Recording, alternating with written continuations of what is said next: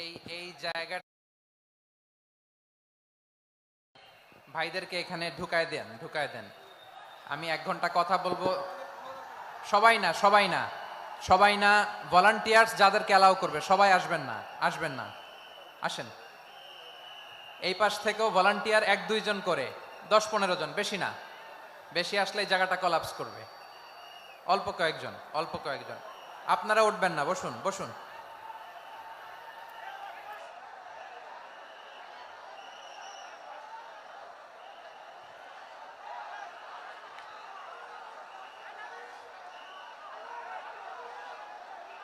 এই যে এখানে এই মবকে ঠেকাও। Stop this mob. কেউ আসবে না আর এদিকে। বাস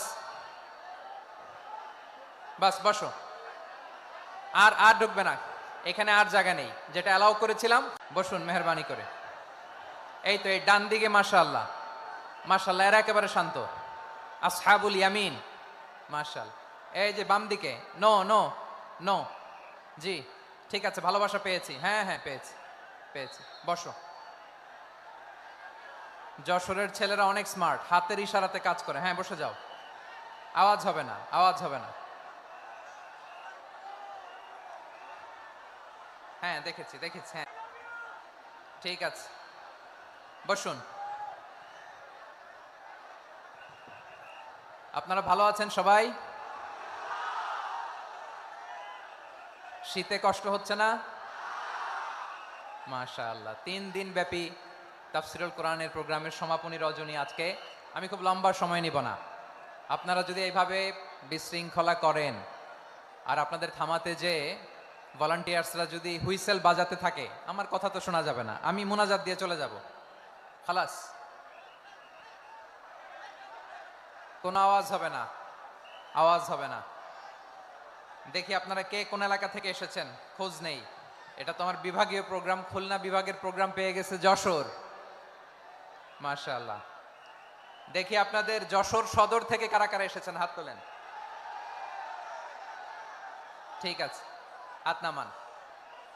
অভয়নগরের কারা আছেন দেখি? অভয়নগর অনেক আসছে। কেশবপুর থেকে কারা এসছেন? ঠিক আছে, দেখি আপনাদের চৌগাছা উপজেলার কারা? চৌগাছা, মাশাআল্লাহ মাশাআল্লাহ, তাবারাকাল্লাহ। ঝিকরগাছার কারা দেখি? হাত নামান। বাঘারপাড়া থেকে এসছেন কেউ? ইয়া সালাম। মনিরামপুর, সর্বনাশ। মনিরামপুর তো জয়যুক্ত হয়েছে। সারসা, বেনাপোল, মাশাআল্লাহ। এবার যশোরের বাইরে চলে যাই, সাতক্ষীরা, মাশাআল্লাহ। ঠিক আছে, ঠিক। মেহেরপুরের কেউ আসছেন? মেহেরপুর, ইয়া সালাম। নড়াইল, চুয়াডাঙ্গা, আল্লাহু আকবার। কুষ্টিয়া, মাগুরা, খুলনা জেলার খুলনা, এই খুলনা তো অনেক। বাগেরহাট, মাশাআল্লাহ। ঝিনাইদহ, ওরে আল্লাহ। ঠিক আছে ঠিক আছে ঠিক আছে। আমরা 3টা তাকবীর দিয়ে শুরু করব। তাকবীর শেষ আর কারো কণ্ঠে কোনো আওয়াজ শুনতে চাই না, একটা আওয়াজ আমি শুনবো না, মেহেরবানি করে। প্রথমে প্রথমে আপনাদের এই যশোর জেলার যারা আছেন তারা আল্লাহর নামে তাকবীর পড়বেন। এরপরে যশোর জেলার বাইরে অন্যান্য জেলা থেকে যারা এসছেন তারা তাকবীর পড়বেন। আর সব শেষে আমরা সবাই মিলে 3টা তাকবীর পরে শুরু করব ইনশাআল্লাহ। পড়েন। আমার যশোরের ভাইরা রেডি হয়ে যান। আপনারা রেডি না? বাকিরা চুপচাপ, শুধু যশোরের ভাইরা তাকবীর পড়বে। আওয়াজ করে পড়ুন, লিল্লাহে তাকবীর। মাশাআল্লাহ, তাবারাকাল্লাহ। যশোরের পারফরমেন্স আমরা দেখলাম। এবার যশোর জেলার বাইরে থেকে অন্যান্য যত জেলা থেকে এসছেন সবাই মিলে তাকবীর পড়বেন। যশোরের ভাইরা এবার চুপচাপ। যশোরের বাইরের অন্যান্য জেলার ভাইরা আপনারা রেডি তো? পড়ুন, তাকবীর পড়ুন, লিল্লাহে তাকবীর। মাশাআল্লাহ, মাশাআল্লাহ। এবার যশোরের বাইরে কোনো কথা নাই, সবাই মিলে পারা যাবে ইনশাআল্লাহ। আয়োজক, শ্রোতা, ভলান্টিয়ার্স সবাই মিলে কেউ বাকি থাকবো না। ৮ দিনের এই তাফসিরুল কোরআনের প্যান্ডেলকে আমরা আল্লাহর বরত্বের নামের ঘোষণায় প্রকম্পিত করবো ইনশাআল্লাহ। সবাই মিলে ৩ তাকবীর, গলা ছেড়ে দিয়ে আওয়াজ করে পড়ুন, লিল্লাহে তাকবীর, লিল্লাহে তাকবীর, লিল্লাহে তাকবীর। মাশাআল্লাহ। এই তো শান্ত হন, এবার শান্ত হন, আমরা শুরু করছি। এই যে কি তোমাদের এখানে কি প্রায় 30টার মতো এলইডি স্ক্রিন আছে, ওদিকে চলে যাও,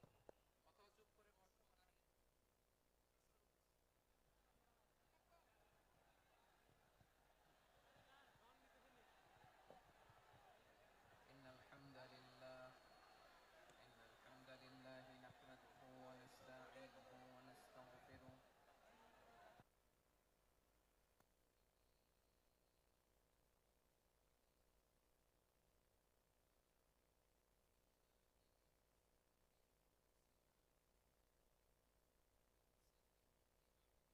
نحمده ونستعينه ونستغفره.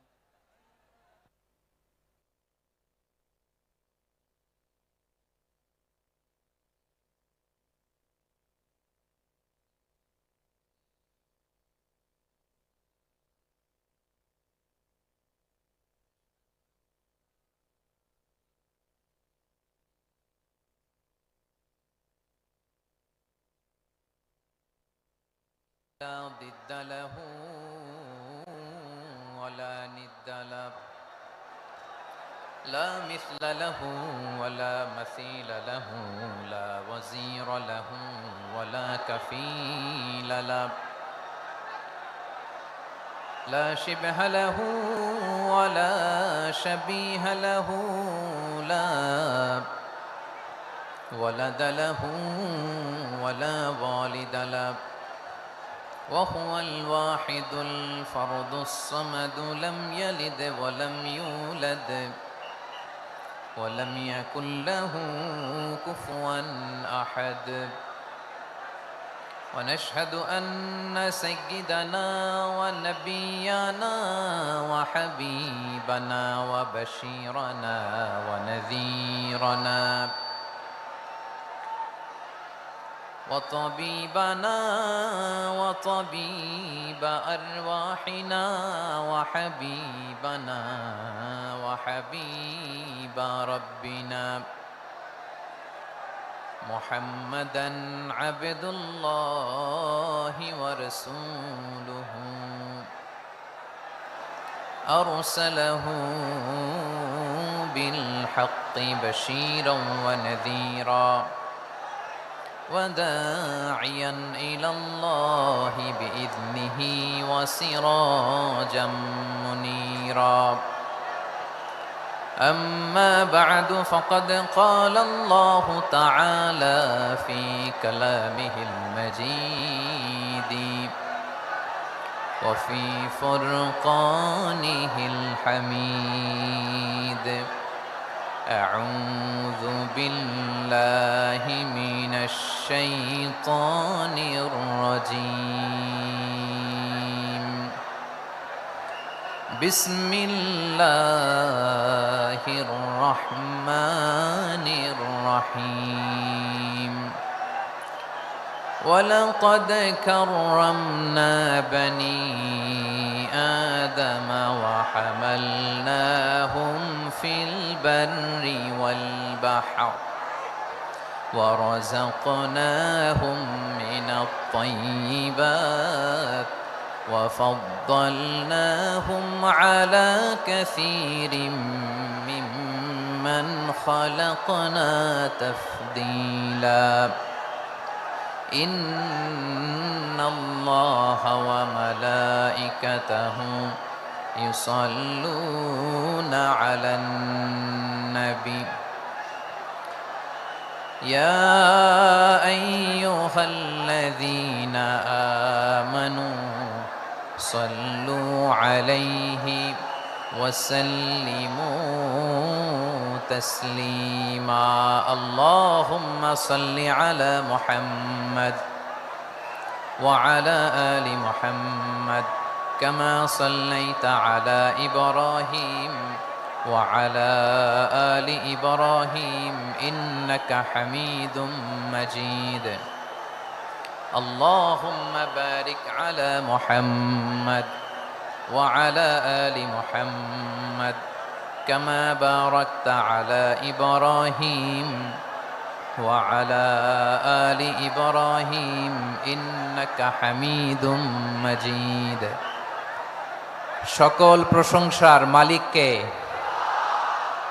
সকল ক্ষমতার উৎসকে কেউ যেটা পারে না পারে কে কেউ যেটা দেখে না দেখে কে সে আল্লাহর দরবারে আমরা শুকরগুজার হচ্ছি আমরা সবাই পড়ছি কালিমাতুশ শুকর আলহামদুলিল্লাহ সবাই একসাথে গলা ছেড়ে দিয়ে আওয়াজ করে পড়ুন রব্বানা লাকাল হামদ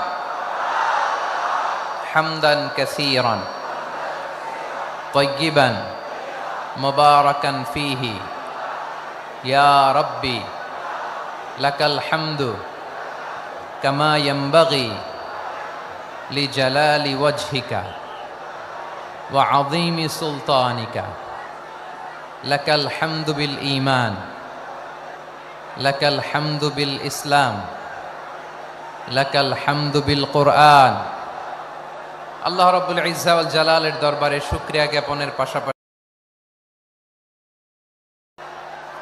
এই প্রোগ্রামের অর্গানাইজিং কমিটিকে অন্তরের অন্তঃস্থল থেকে ধন্যবাদ জানাতে চাই যে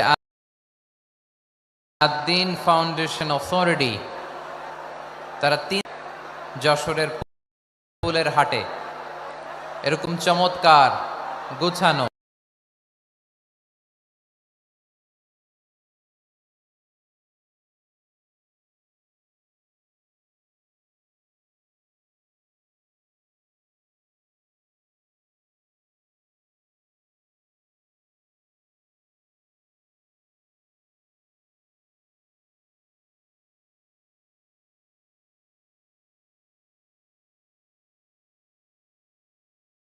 এরকম চমৎকার গোছানো ওয়েল অর্গানাইজ একটা তাফসীরুল কোরআনের প্রোগ্রামের আয়োজন করেছে আমি আল্লাহর শুকরিয়া জ্ঞাপনের পাশাপাশি তাদেরকে আমার অন্তরের অন্তঃস্থল থেকে শুকরিয়া ধন্যবাদ এবং মোবারকবাদ জানাতে চাই আজকের প্রোগ্রামে উপস্থিত আছেন বৃহত্তর খুলনা বিভাগের ব্যবসায়ী ভাইয়েরা কর্মজীবী ভাইয়েরা ছাত্র ভাইয়েরা পর্দার আড়ালে মহিলা প্যান্ডেলে আমার মায়েরা একটা তাফসীরুল কোরআনের প্রোগ্রামের আয়োজন করেছে আমি আল্লাহর শুকরিয়া জ্ঞাপনের পাশাপাশি তাদেরকে আমার অন্তরের অন্তঃস্থল থেকে শুকরিয়া ধন্যবাদ এবং মোবারকবাদ জানাতে চাই আজকের প্রোগ্রামে উপস্থিত আছেন খুলনা বিভাগের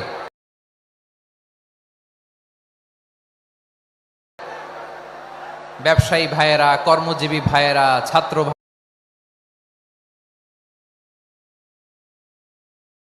ভাইয়েরা পর্দার আড়ালে মহিলা প্যান্ডেলে আমার মায়েরা বোনেরা উপস্থিত আছেন কওমি মাদ্রাসার মুহতামিম বৃন্দ আলিয়া মাদ্রাসার প্রিন্সিপাল হুজুর শিক্ষক বৃন্দ ছাত্রবৃন্দ ইমাম সাহেব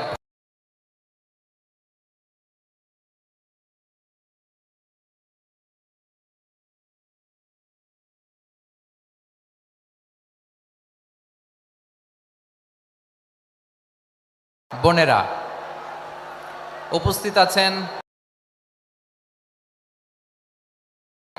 ওনারা প্রোগ্রাম করেছেন শেষ অধিবেশন যদি আপনারা ধাক্কা ধাক্কি বিশৃঙ্খলা করেন বঞ্চিত হব আমরা বঞ্চিত হব আপনারা বঞ্চিত হবেন মিডিয়া কর্মীদের মাধ্যমে দেশে বিদেশে কোটি কোটি দর্শক তারা বঞ্চিত হবে আর যদি একটা নীরব নিস্তব্ধ নিঝুম পরিবেশ আমাকে উপহার দেন আমি জনগুরুত্বপূর্ণ যেটা রাষ্ট্রের জন্য গুরুত্বপূর্ণ যেটা সামাজিকভাবে আমাদের জন্য গুরুত্বপূর্ণ আমার ব্যক্তি জীবনের জন্য গুরুত্বপূর্ণ গোটা মানবতার জন্য গুরুত্বপূর্ণ এরকম কিছু বার্তা আজকের এই ঐতিহাসিক যশোরের প্রোগ্রামে আমি রাখতে চাই ইনশাআল্লাহ কিন্তু সেজন্য সহযোগিতা করতে হবে। যে ডান দিকের ছেলেরা মাশাআল্লাহ বলার সাথে সাথে ঠান্ডা, কিন্তু এখানে এখনো ঠান্ডা হচ্ছে না।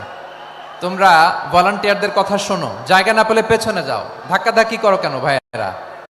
এটা করো না। এই যে তোমাদেরকে দেখতে পাচ্ছি তো একে অপরকে ধাক্কা ধাক্কি করে আমাকে দেখার চেষ্টা, পেছনে চলে যাও। নয় অন্য প্যান্ডেলে যাও, কোনো আওয়াজ হবে না। 10 9 8 7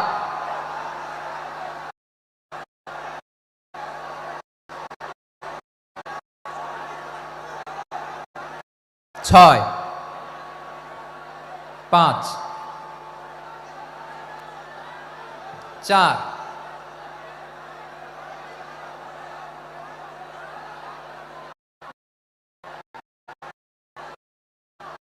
3 2 1 0। প্রিয় ভাইয়েরা, অনেক আলোচনা হয়েছে 3 দিন ব্যাপী। দেশ বরেণ্য প্রথিতযশা ওলামায়ে হজরতের মুখে আপনারা অসংখ্য কথা শুনেছেন। আমলের জন্য এগুলোই যথেষ্ট, নতুন করে আমার বলার কিছুর দরকার নেই। নতুন করে উপস্থাপনের মতো বলার মতো আমার কাছে কিছু নাইও। যা বলার 1500 বছর আগে আল্লাহ তাআলা উম্মাকে বলে দিয়েছেন, ঠিক কিনা? এমন কিতাব দান করেছে যে কিতাবে ভুল নাই, যতই পড়ি ততই শেখা যায়। বিয়ন্ডলেস, বাউন্ডলেস, বটমলেস, কুল কিনারা নাই, কুল কিনারা বিহীন সাগর, পড়েন সুবহানাল্লাহ। গত 3 দিন ধরে স্কলাররা যে সমস্ত বিষয়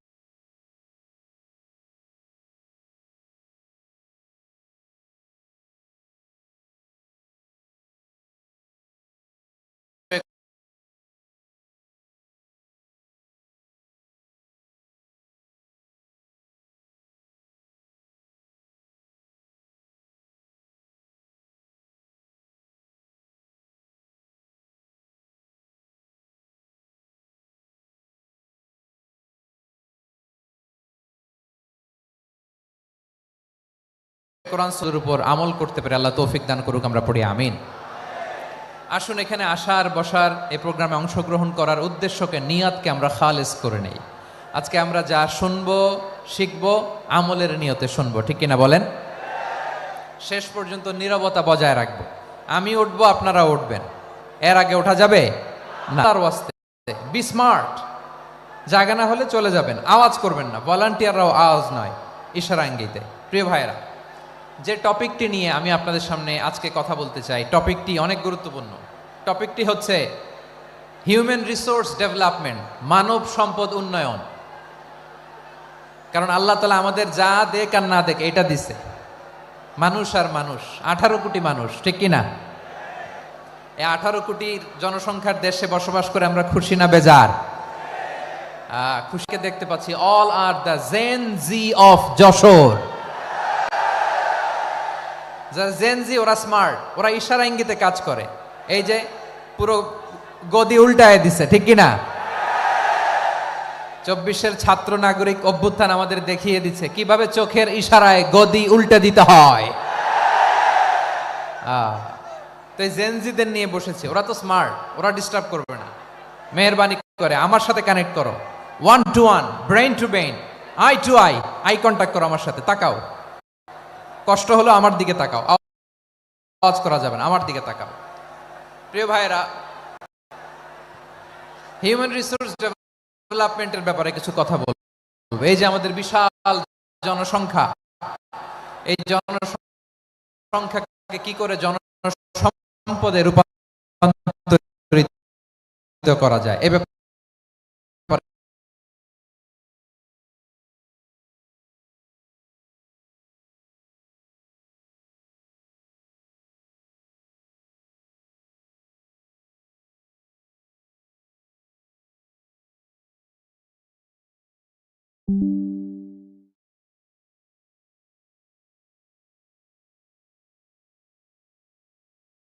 কথা বলি। সূরাতু বনী ইসরাইলের ৭০ নম্বর আয়াত তেলাওয়াত করেছি। এই আয়াতের আলোকে কিছু কথা আমি আপনাদের সামনে বলবো। আল্লাহ তাআলা ইরশাদ করছেন, ওয়ালাকাদ কাররামনা বনী আদম ওয়া হামালনাহুম ফিল বাররি ওয়াল বাহরি ওয়া রাযাকনাহুম মিনাত তাইয়্যিবাত ওয়া ফাদ্দাকাদ কাররামনা বনী আদম, আমি বনি আদমকে সম্মানিত করেছি, বনি আদমকে মর্যাদা দিয়েছি। ওয়া হামালনাহুম ফিল বাররি ওয়াল বাহর, বনি আদমকে জলে স্থলে স্থলে এবং সমুদ্রে চলাচলের বাহন দিয়েছি। ওয়া রাযাকনাহুম মিনাত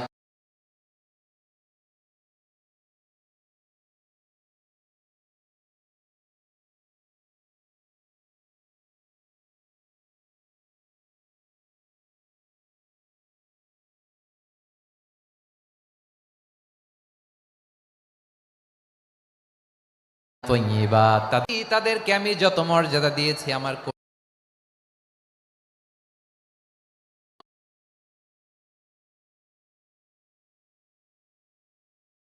কোন সৃষ্টিকে এত মর্যাদা দেই নাই। পড়েন সুবহানাল্লাহ। I have dignified the status of the sons of Adam. আদমের সব সন্তানের মর্যাদা আমি বাড়িয়েছি। আল্লাহ এখানে বলেননি ওয়ালাকাদ কাররামনাল মুমিনিন, আমি মুমিনের মর্যাদা বাড়িয়েছি, বলেছেন? আল্লাহ এখানে বলেন নাই ওয়ালাকাদ কাররামনাল মুসলিমিন, আমি মুসলিমের মর্যাদা বাড়িয়েছি। আল্লাহ বলেছেন ওয়ালাকাদ কাররামনা বনী আদম, আমি বনী আদমের সম্মান বাড়িয়েছি, হোক সে মুমিন কিংবা কাফের, মুসলিম কিংবা মুশরিক, আস্তিক কিংবা নাস্তিক, আরব কিংবা অনারব, যেই হোক না কেন আদম সন্তান সবগুলার মর্যাদা বাড়ায় দিয়েছে কে? সবার মর্যাদা আল্লাহ বাড়িয়েছে। মানুষ হিসেবে মর্যাদা, বিশ্বনবী সাল্লাল্লাহু আলাইহি ওয়াসাল্লাম ইহুদির লাশ দেখে দাঁড়িয়ে গেলেন। কার লাশ? আমার যশোরের ভাইয়েরা আওয়াজ করে বলুন, কার লাশ? ইহুদির লাশ দেখে দাঁড়ায় গেলেন। সাহাবারা বললেন, ইয়া রাসূলুল্লাহ, আপনি দাঁড়ালেন যে, এটা তো ইহুদির লাশ। বিশ্বনবী বললেন, আওয়ালাইসাত নাফসান, এটা কি মানুষ নয়? এটা হোক ইহুদি হোক খ্রিস্টান, এটা তো মানুষ। আমি মানুষ দেখে দাঁড়িয়েছি। আই স্যালিউট দ্য হিউম্যানিটি, আমি মানবতাকে সম্মান করেছি। পড়েন সুবহানাল্লাহ। তাহলে এই জমিনে মানুষের মর্যাদা বেশি, হোক আস্তিক হোক নাস্তিক, হোক মুমিন কিংবা কাফের। আদমের সন্তান হলে, মানুষ হলেই তার মর্যাদা বাড়িয়েছে কে?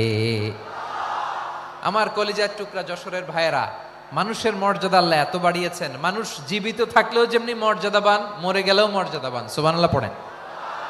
মানুষ মরে গেলে এই ডেড বডিটা কি হয়? পচে যায়, গলে যায়, মাটির সাথে মিশে যায়। তাই বলে আপনি ডেড বডির সাথে যাচ্ছে তাই করতে পারবেন না? পারবেন? কেউ যদি অন্যায় করে তাকে যদি আপনি শাস্তির আওতায় আনেন, যা মনে চায় করতে পারবেন না। তারা আগুন দিয়ে পোড়াতে পারবেন না, নাক কাটতে পারবেন না, কান কাটতে পারবেন না, অঙ্গ বিকৃতি করতে পারবেন না। কারণ মানব জাতির মর্যাদা স্বয়ং দিয়েছে কে? ডেড বডি পচে যাবে, গলে যাবে। তারপরে ইসলাম বলে না, খবরদার, এই মরা লাশটারও একটা মর্যাদা আছে না নাই? ইসলাম বলে এই লাশটা গলে যাবে, পচে যাবে, কিন্তু এটার অমর্যাদা করো না। কর্পূর দিয়ে, খেজুর পাতা দিয়ে, এটাকে ওয়ার্ম ওয়াটার দিয়ে, গরম পানি দিয়ে ধৌত করো। সাদা শুভ্র ধবধবে কাপড় দিয়ে লাশটাকে তুমি কাভার করো। তারপরে খাটিয়ার মধ্যে লাশটাকে রেখে বিশাল একটা প্রোগ্রাম করো, একটা ফিউনারাল প্রোগ্রাম করো। ওই প্রোগ্রামের ডানে বায়ে পেছনে লাশটারে রাখলে হবে না, প্রোগ্রামের একেবারে সামনটাতে তুমি লাশটাকে রাখো। সুবহানাল্লাহ। একটা ফিউনারাল প্রোগ্রাম করতে হবে, তাকে শেষ বিদায় জানাতে হবে, যেটাকে আমরা জানাজা বলি। কি বলি? জানাজা মানে মাইয়েতের জন্য দোয়া, তার জন্য দোয়া করা হয়। তাকে একটা সিস্টেমেটিক অর্ডারে কবরে রাখা হয়, সুন্দরভাবে সেটাকে কবরস্থ করা হয়, মাটি দেয়া হয়, পানি দেয়া হয়। তার মানে মরে গেলেও মানুষের সম্মান বাড়ায় দিয়েছে কে? এজন্য আল্লাহ বললেন ওয়ালাকাদ কাররামনা বনী আদম, বনী আদমের সম্মান মর্যাদা আমি আল্লাহ বাড়িয়ে দিয়েছি। মানুষের সম্মানে তুমি কখনো আঘাত করো না, ঠিক কি না?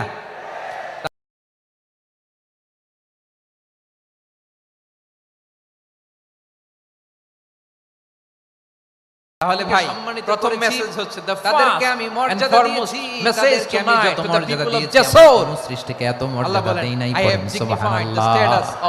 son of Adam, আমি বনি আদম সবার মর্যাদা বাড়িয়ে দিয়েছি, হোক আস্তিক নাস্তিক, হোক কাফের কিংবা মুশরিক, তার মর্যাদা বাড়াই দিছে কে?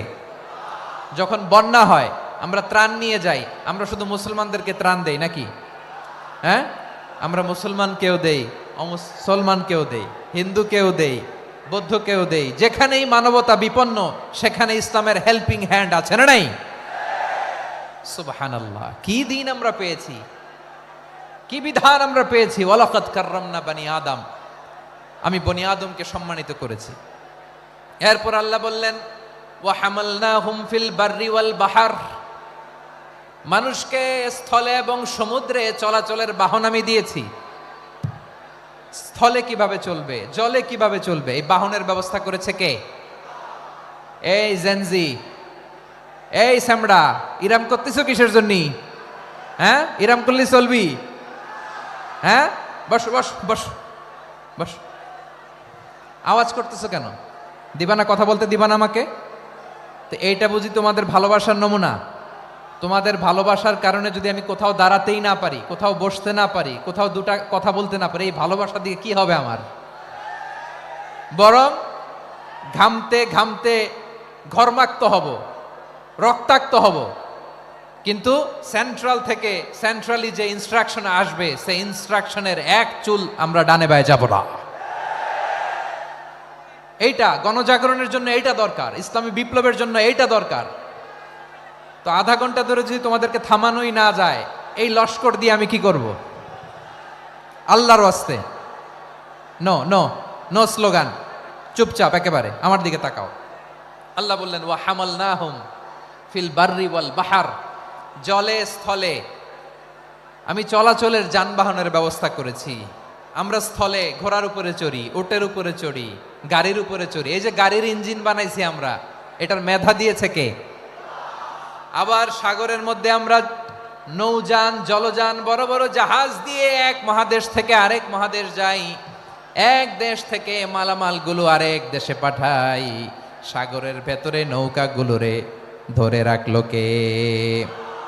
ওয়াল ফুলকিল্লাতি তাজরি ফিল বাহরি বিমা ইয়ানফাউন নাস, মানুষের উপকার আছে এরকম সরঞ্জামাদি নিয়ে সাগরের উপরে বিশাল বিশাল জলযানগুলো চলে। এগুলো ডুবে যায় না, কাত হয়ে যায় না, পড়ে যায় না।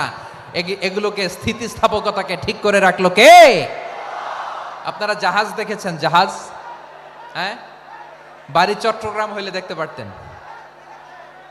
দেখছেন? বিশাল বিশাল জাহাজ, বিশাল জাহাজ মালামাল নিয়ে এক মহাদেশ থেকে আরেক মহাদেশে যায়। গত মাসে আমার জাপান সফর ছিল। এই যে বাংলাদেশে যে গাড়িগুলো চালান, বেশিরভাগ গাড়ি আসে কিন্তু জাপান থেকে।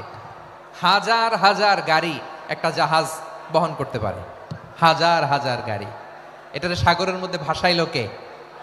সবাই বলুন, ভাসালো কে? হাজার হাজার গাড়ি নিয়ে জাপানিজ গাড়িগুলো আমাদের চট্টগ্রামের এয়ারপোর্টের বন্দরে ভিড়ে। যুক্তরাষ্ট্রে আমি দেখেছি বিশাল বিশাল জাহাজ। আপনারা টাইটানিক জাহাজের নাম শুনেছেন? টাইটানিকেরও 8 গুণ 10 গুণ বড়। সুবহানাল্লাহ কইবেন না? টাইটানিক জাহাজের 8 গুণ 10 গুণ বড় একটা জাহাজ আছে, আইকন অফ দ্য সি, আমি দেখে এসেছি। রয়্যাল ক্যারিবিয়ান দেখে এসেছি। সাগরের সামনে জেটিতে যখন দাঁড়ালাম, জাহাজটা যখন যায়, আমার মনে হচ্ছে একটা শহর, গোটা শহর, the entire city is floating on the water. পুরো একটা শহর মনে হয় পানির উপর দিয়ে ভেসে যাচ্ছে। পড়েন সুবহানাল্লাহ। এই যে আইকন অফ দ্য সি, এই ক্রুজ, এই জাহাজটা, এটার ভেতরে স্টেডিয়াম আছে। কিসের ভিতরে স্টেডিয়াম? কথা বুঝে নাই বোধহয়। স্টেডিয়াম কিসের ভিতর? সুইমিং পুল আছে, শপিং মল আছে, রেস্টুরেন্ট আছে, ক্লাব আছে, 3000 4000 রুম বিশিষ্ট, কক্ষ বিশিষ্ট হোটেল আছে।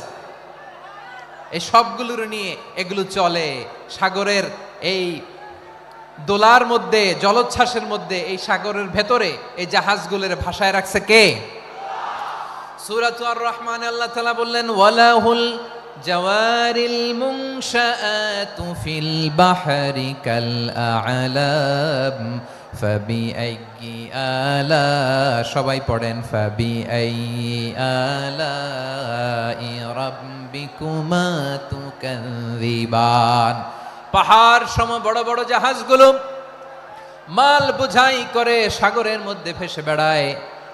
এগুলো দিয়ে মালামাল বহন করা যায়, মানুষও এক দেশ থেকে আরেক দেশে যায়। এই জাহাজগুলোরে সাগরের ভেতরে ভাসায় রাখলো কে? এই আয়াতের ভেতরে আল্লাহ তাআলা সূরাতু বানী ইসরাঈলের এই চমৎকার আয়াতের ভেতরে আল্লাহ তাআলা বেসিকলি মানব জাতির প্রতি তার 4টি স্পেশাল অনুগ্রহের কথা বলেছেন। কয়টি? 2টা বলে ফেলছি। 1 নাম্বার, ওয়ালাকাদ কাররামনা বানি আদম, আমি বনি আদমের সম্মান বাড়াইছি। নাকি মুসলমানদের? নাকি মুসল্লিদের? কার সম্মান বাড়িয়েছি? বনি আদমের। তাহলে human dignity, the first part of the verse talks about the human dignity. 2 number অংশে আল্লাহ তাআলা বললেন ওয়া হামালনাহুম ফিল বাররি ওয়াল বাহর, স্থলে এবং সমুদ্রে আমি তাদের জন্য চলাচলের বাহন দিয়েছি। সুবহানাল্লাহ। তার মানে smooth movement on land and sea, জলে এবং স্থলে যাতে আমরা স্মুথলি মুভ করতে পারি আল্লাহ তাআলা দিয়েছেন। 3 নম্বরে আল্লাহ তাআলা বললেন ওয়া রাযাকনাহুম মিনাত তাইয়্যিবাত, মানুষের জন্য আমি পবিত্র রিজিকের ব্যবস্থা করেছি। জলে এবং স্থলে যত প্রাণী আছে সবগুলা প্রাণীকে রিজিক দেয় কে? আমাদেরকে রিজিক দেয় কে? সাগরের মাছগুলোকে, বড় বড় তিমি মাছগুলোরে রিজিক দেয় কে? বাতাসের মধ্যে ভেসে বেড়ানো বড় বড় পাখিগুলো, স্ক্যান্ডিনেভিয়ান কান্ট্রি থেকে লক্ষ লক্ষ কোটি কোটি পাখিগুলো যে এক দেশ থেকে আরেক দেশে ট্রান্সফার হয়, এগুলোর রিজিক দেয় কে? রব্বুল আলামিন বলেন ওয়ামা মিন দাব্বাতিন ফিল আরদি ইল্লা আলাল্লাহি রিজকুহা ওয়া ইয়ালামু মুস্তাকাররাহা ওয়া মুস্তাওদাআহা কুল্লুম ফি কিতাবিম মুবিন। আল্লাহু আকবার। রব্বুল আলামিন বলেন ভূপৃষ্ঠে বিচরণশীল যত প্রাণী আছে সব প্রাণীগুলোকে আমি আল্লাহ আমার নিজের কুদরতে রিজিকের বন্দোবস্ত করি। এই প্রাণীগুলো কোথায় থাকে, কোথায় যায়, সব জায়গায় আমি রিজিক পৌঁছে দেই। রিজিক কেউ দিতে পারে না, রিজিকের মালিক কে? রিজিকের মালিক তিনি আল্লাহ। এজন্য আল্লাহ তাআলা বললেন ওয়া রাযাকনাহুম মিনাত তাইয়্যিবাত। এরপরে আল্লাহ বললেন ওয়া ফাদ্দালনাহুম আলা কাসীরিম মিম্মান খালাকনা তাফদীলা। আমি যত প্রাণী সৃষ্টি করেছি সকল প্রাণীর মধ্যে মানুষের মর্যাদা শ্রেষ্ঠত্ব আমি দিয়েছি। সুবহানাল্লাহ পড়েন।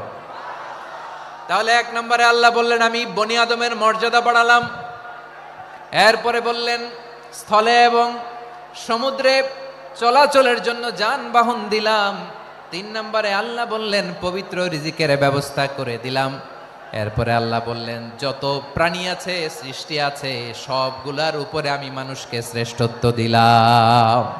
সুবহানাল্লাহ। তাহলে সবচেয়ে বেশি শ্রেষ্ঠত্ব মানুষের। কার? মানুষের। শুধু তাই নয় প্রিয় ভাইরা, আকাশ এবং জমিনে যা কিছু আছে সবকিছু মানুষের জন্য, মানুষের কল্যাণে, মানুষের প্রয়োজনে, মানুষের বশীভূত করে সৃষ্টি করেছেন কে? রব্বুল আলামিন বলেন হুয়াল্লাযী খালাকা লাকুম মা ফিল আরদি জামিআ। এই জমিনের মধ্যে যা কিছু আমি আল্লাহ সৃষ্টি করেছি সব কিছু আমি মানুষের জন্য সৃষ্টি করেছি। পড়েন সুবহানাল্লাহ। হুয়াল্লাযী খালাকা লাকুম মা ফিল আরদি জামিআ, যা আছে সব আমাদের জন্য, সব আমাদেরকে সার্ভিস দেওয়ার জন্য, আমাদের উপকারের জন্য, আমাদের কল্যাণের জন্য। আওয়াজ করে সবাই পড়ুন আল্লাহু আকবার। অন্য আয়াতে আল্লাহ বললেন ওয়াসাখখারা লাকুম মা ফিস সামাওয়াতি ওয়া মা ফিল আরদি জামিআম মিন ইন্না ফি যালিকা লাআয়াতিন লিকাউমি ইয়াতাফাক্কারুন। প্রথম আয়াতে আল্লাহ বললেন জমিনে যা আছে সব তোমাদের কল্যাণে আমি সৃষ্টি করলাম। এরপরে আল্লাহ বললেন আকাশেও যা আছে সব তোমাদের জন্য সৃষ্টি করলাম, তোমাদের অনুগত বানায় দিলাম। পড়েন সুবহানাল্লাহ। মানুষের কি ব্রেইন দেখেন, মানুষ জমিন ছেড়ে আকাশে চলে যায়। পাখি দেখে মানুষের শখ হলো পাখি যেহেতু উঠতে পারে আমরাও পারবো।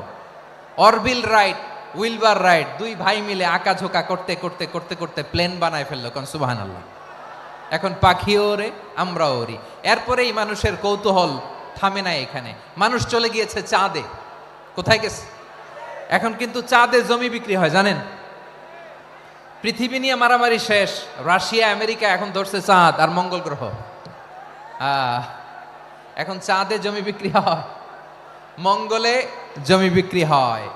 এই চাঁদ, মঙ্গল, বৃহস্পতি, শনি সব আল্লাহ তাআলা আমাদের জন্য বানিয়েছেন। সুবহানাল্লাহ পড়েন। মানুষ সাগরের উপরে চড়ে, শূন্যে ভেসে বেড়ায়, পাহাড় কেটে সুড়ঙ্গ বানায়, টানেল বানায়।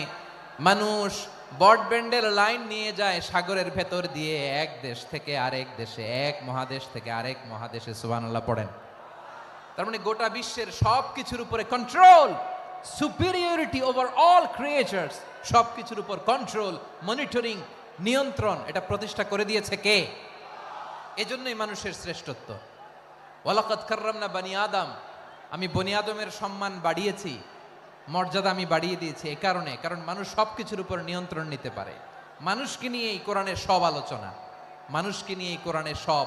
তাই কোরআনের কেন্দ্রীয় আলোচ্য বিষয় হচ্ছে মানুষ। কোরআনের কেন্দ্রীয় আলোচ্য বিষয় কি? যশোরের ভাইয়েরা বুঝে থাকলে সবাই বলবেন, কোরআনের কেন্দ্রীয় আলোচ্য বিষয় কি? এই যে আমি মূল আলোচনায় যাচ্ছি এখন। কেন মানুষ কোরআনের কেন্দ্রীয় আলোচ্য বিষয়? এই যে ভাইয়েরা, এই যে হাত জোর করে, এই যে Jessore Gen Z, the smart people of Jessore, হাত জোর করে বলতেছে, হাত জোর করে তোদের কাছে আল্লাহর দোহাই লাগে, স্টপ স্টপ। শুরুতে একবার বলেছে, জায়গা না হলে আস্তে আস্তে ধাক্কা দিবা, সামনে না পিছনে, দিয়ে দিয়ে বেরোয় চলে যাও। এলইডিতে দেখো, এই যে এই যে আল্লাহর ওয়াস্তে, জায়গা না হলে ওদিকে যাও। কোরআনের মাহফিলে বিশৃঙ্খলা, এটা কাফিরদের আলামত। কাফিররা শীষ দিত, শীষ। বিশ্বনবী কোরআনের তাফসির করলে কাফিররা শীষ দিত আর ক্ল্যাপিং করত, হুইসেল এন্ড ক্ল্যাপিং। তো আমরা কি এখানে বিশৃঙ্খলা করতে আসছি? তো বারবার থামানো লাগে কেন? কোনো আওয়াজ হবে না, বললাম তো, স্টপ। আওয়াজ করে বলুন, কোরআনের কেন্দ্রীয় আলোচ্য বিষয় কি? সবাই বলেননি। এতগুলো মানুষ উত্তর দিলে এতটুকু আওয়াজ হয়, অন্তত আমি বিশ্বাস করি না। যশোর, আওয়াজ করে বলো, কোরআনের কেন্দ্রীয় আলোচ্য বিষয় কি? মানুষ। এই মানুষ কোরআনের কেন্দ্রীয় আলোচ্য বিষয়। মানুষকে আল্লাহ স্বাধীনতা দিয়েছেন। ফামান শাআ ফালইউমিন ওয়া মান শাআ ফালইয়াকফুর।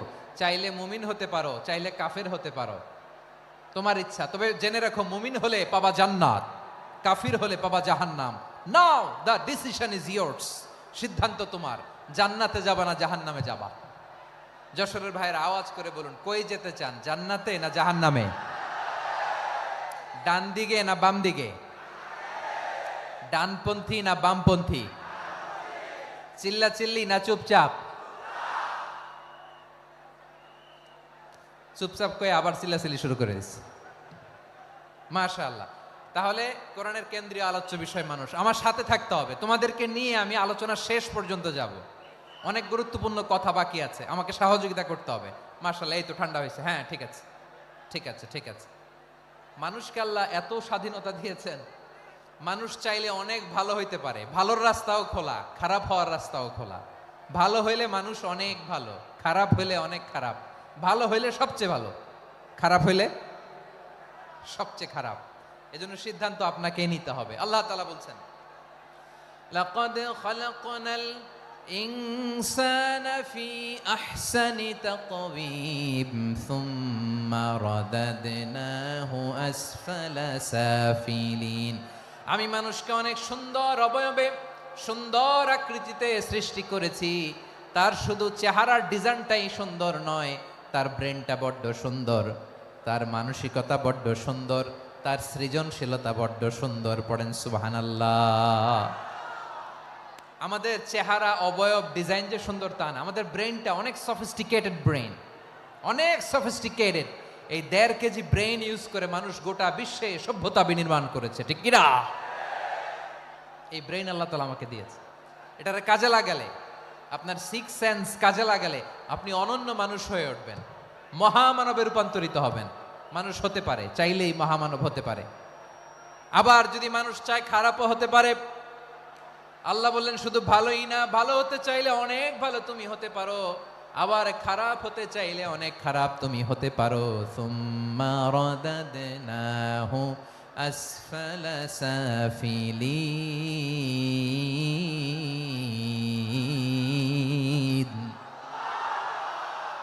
খারাপ হলে একেবারে খারাপ হতে পারো, নিকৃষ্ট হলে একেবারে নিকৃষ্ট হতে পারো, ভালো হলেও ভালো হতে পারো। কোন সুবহানাল্লাহ। এবার আওয়াজ করে বলুন, ভালো হতে চাই না খারাপ, শ্রেষ্ঠ না নিকৃষ্ট? মানুষ ভালো হলে মানুষ ফেরেশতার চেয়েও ভালো, মানুষ খারাপ হলে সে পশুর চেয়েও খারাপ। কথা ঠিক কিনা বলেন? ভালো হলে ফেরেশতার চেয়েও ভালো, খারাপ হলে পশুর চেয়েও নিকৃষ্ট। তার মানে শ্রেষ্ঠত্বে মানুষ, শ্রেষ্ঠত্বে ফেরেশতাকে হার মানায়, আর অধপতনে শ্রেষ্ঠত্বে ফেরেশতাকে ছাড়িয়ে যায়, আর অধপতনে পশুকেও হার মানায়। আই রিপিট, আমি আবারও বলছি, মানুষ শ্রেষ্ঠত্বে ফেরেশতাকে ছাড়িয়ে যায়, আর অধপতনে সে পশুকেও হার মানায়। আওয়াজ করে বলতে হবে ঠিক কি না? এটার প্রমাণ কি? মানুষ শ্রেষ্ঠ হইলে যে ফেরেশতার চেয়েও সেরা, তার প্রমাণ কি? আল্লাহ তাআলা বলছেন, ওয়া ইয কুলনা লিল মালাইকাতি ইসজুদু লি আদম ফাসাজাদু ইল্লা ইবলিস আবা ওয়াস্তাকবারা ওয়া কানা মিনাল কাফিরিন। আল্লাহ বলেন, স্মরণ করো সে সময়ের কথা যখন আমি ফেরেশতাদেরকে বললাম, ও ফেরেশতারা আদমকে সেজদা দাও। সব ফেরেশতারা সম্মান সূচক সেজদা আদমকে দিল, তারা আদমের জন্য সেজদায় লুটিয়ে পড়লো, একজন ছাড়া, তার নাম ইবলিস। আওয়াজ করে বলেন, তার নাম কি? সে অহংকার প্রদর্শন করলো, সে কাফের হয়ে গেল, বাকি সব ফেরেশতারা সেজদা দিল। সুবহানাল্লাহ। আবার আদম আলাইহিস সালামকে আল্লাহ জিজ্ঞেস করলেন, সব বলে দিল উত্তর, কিন্তু ফেরেশতাদেরকে একই প্রশ্ন জিজ্ঞেস করলেন, তারা উত্তর করতে পারে নাই। তার মানে এর মধ্য দিয়ে প্রমাণিত হয়, মানুষ ভালো হলে ফেরেশতার চেয়েও ভালো, ফেরেশতার চেয়েও মানুষের মর্যাদা বাড়িয়ে দিয়েছে কে? সব নূরের ফেরেশতা যখন মাটির আদমকে সেজদা দেয়, এটা প্রমাণ করে ফেরেশতার চেয়েও মানুষের মর্যাদা বাড়িয়ে দিয়েছে কে? তুমি মাটির আদমকে প্রথম সৃষ্টি করিয়া ঘোষণা করিয়া দিলে শ্রেষ্ঠ বলিয়া, তাই তো নূরের ফেরেশতা করে আদমকে সেজদা। ঠিক কিনা বলেন? তাই তো নূরের ফেরেশতা করে আদমকে সেজদা, সবার চেয়ে সম্মান দিলে মাটির আদমকে। আল্লাহু আল্লাহু তুমি জাল্লে জালালুহু, শেষ করা তো যায় না গে তোমার গুণগান। পড়েন না? পড়েন, আল্লাহু আল্লাহু তুমি জাল্লে জালালুহু, শেষ করা তো যায় না গে তোমার গুণগান। আল্লাহু আল্লাহু, আল্লাহু আকবার। আদমের মর্যাদা বেশি, মানুষের মর্যাদা বেশি, মানুষ শ্রেষ্ঠ, তার প্রমাণ নূরের ফেরেশতা মাটির আদমকে সেজদা করে। আওয়াজ করে বলেন ঠিক কি না? তাহলে মানুষ ভালো হলে ফেরেশতার চেয়ে ভালো, আবার মানুষ যদি খারাপ হয় সে পশুর চেয়েও খারাপ, অধপতনে পশুত্বকে হার মানায়। তার প্রমাণ, তার প্রমাণ কি? তার প্রমাণ হচ্ছে, যশোরের ভাইরা দেখবেন পত্রিকায় নিউজ পেপারে মাঝে মাঝে এরকম দেখা যায়, এক মানুষ আরেক মানুষকে হত্যা করে 20 টুকরা করে বস্তার ভিতরে ভরেছে। আপনারা এই নিউজ পড়েন নাই না? দেখেন নাই? দেখছেন? মানুষ মানুষকে হত্যা করে কয় টুকরা? জোরে বলেন। এখানেই ক্ষান্ত হয় না, আবার কোথায় ভরছে? বস্তার ভেতরে। আচ্ছা, বুঝে থাকলে আওয়াজ করে বলেন, কোনদিন শুনছেন একটা হাতি আর একটা হাতিকে হত্যা করে 20 টুকরা করছে, এরপরে বস্তার ভিতরে ভরছে? হয়েছে? তাহলে দেখেন, মানুষ যদি খারাপ হয় সে পশুকেও হার মানায়। চিল্লায় বলো ঠিক কি না? এমনও দুশ্চরিত্র মানুষ আছে যার যার নজর থেকে 6 মাসের ছোট্ট মেয়ে থেকে শুরু করে 80 বছরের বৃদ্ধারাও নিরাপদ নয়। পশুকেও হার মানায়। মানুষ মানুষের ঘর জ্বালিয়ে পুড়ে মেসাকার করে দেয়, জনপদের পর জনপদ জ্বালায় দেয়, এরকম আছে না নাই? বোমা মেরে শহরগুলো উড়িয়ে দেয়। এই যে ইসরায়েল গাজার মধ্যে যে অ্যাটাক করেছে, এরা মসজিদ মানে নাই, মসজিদে বম ফেলেছে। এরা খ্রিস্টানদের চার্চ গির্জা মানে নাই, গির্জায় বম ফেলেছে। পৃথিবীর ইতিহাসে never happened in the history of the world that someone bomb on a hospital, on a ICU centre.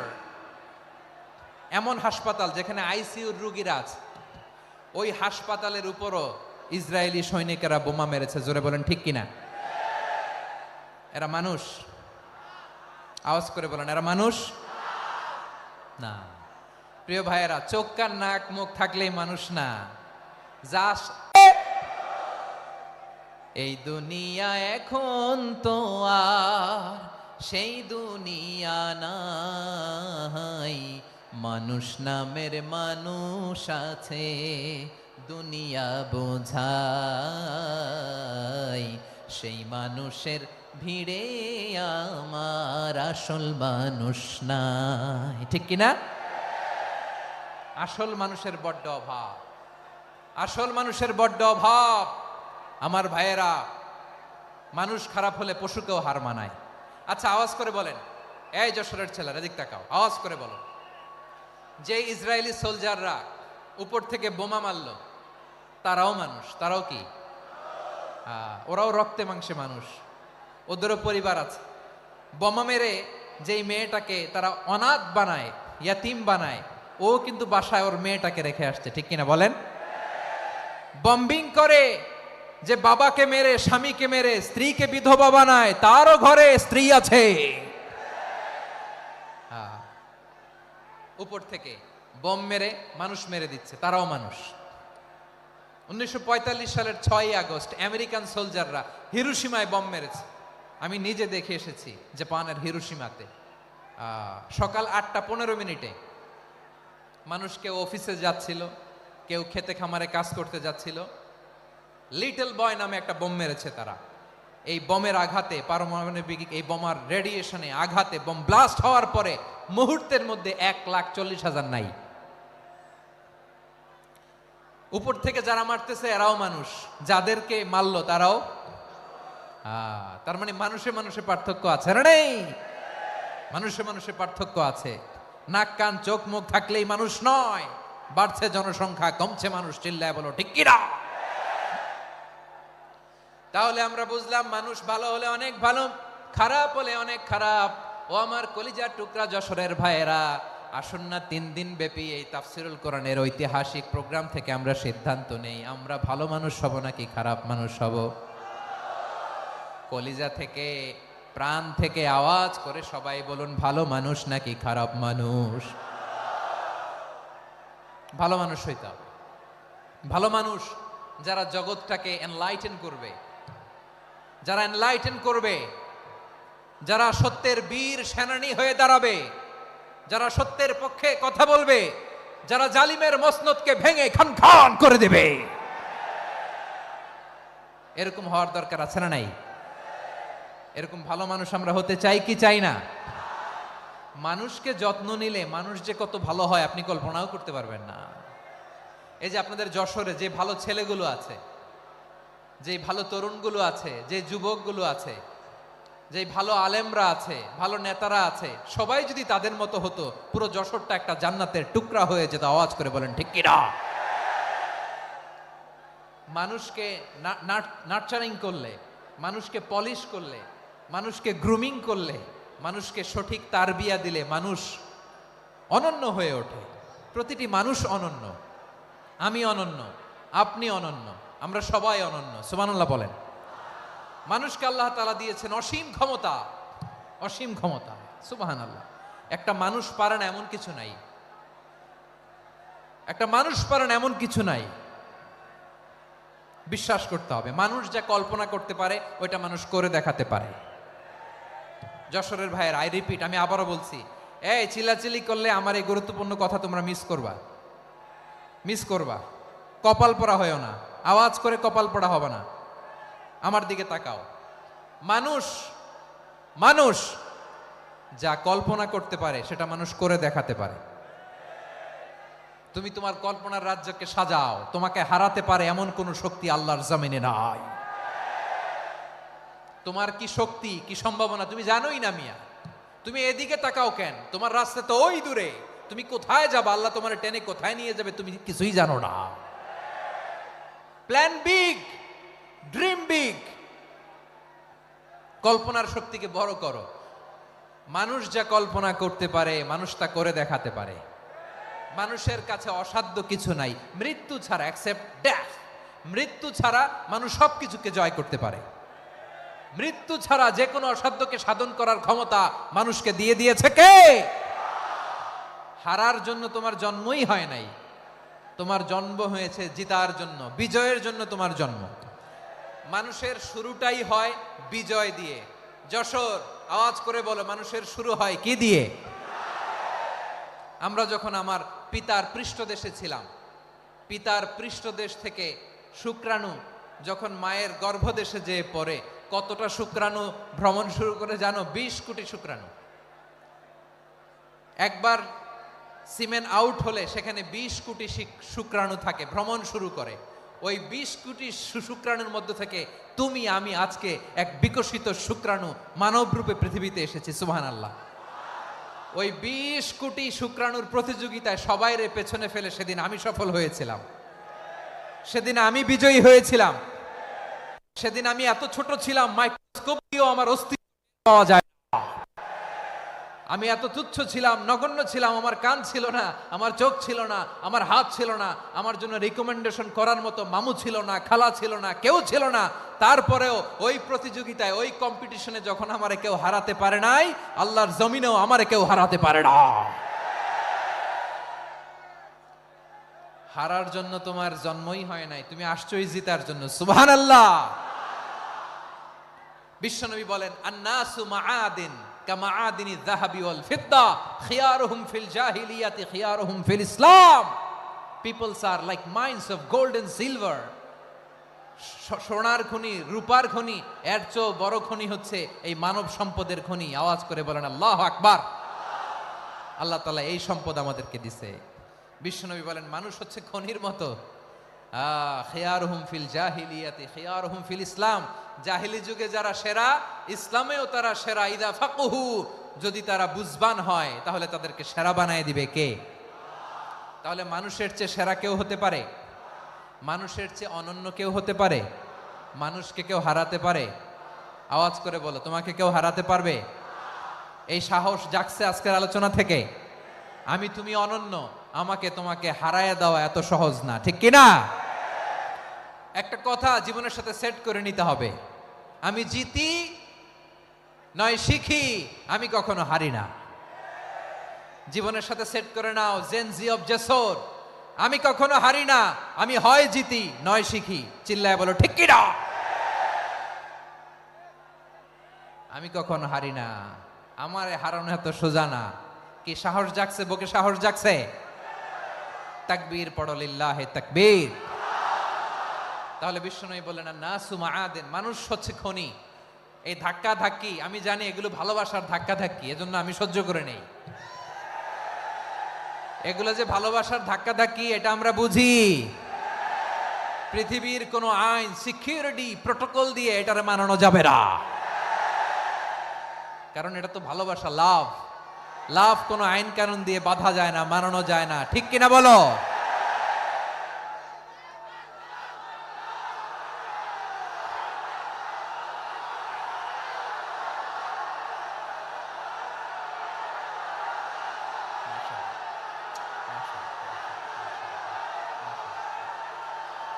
ঠিক আছে, বসুন বসুন বসুন।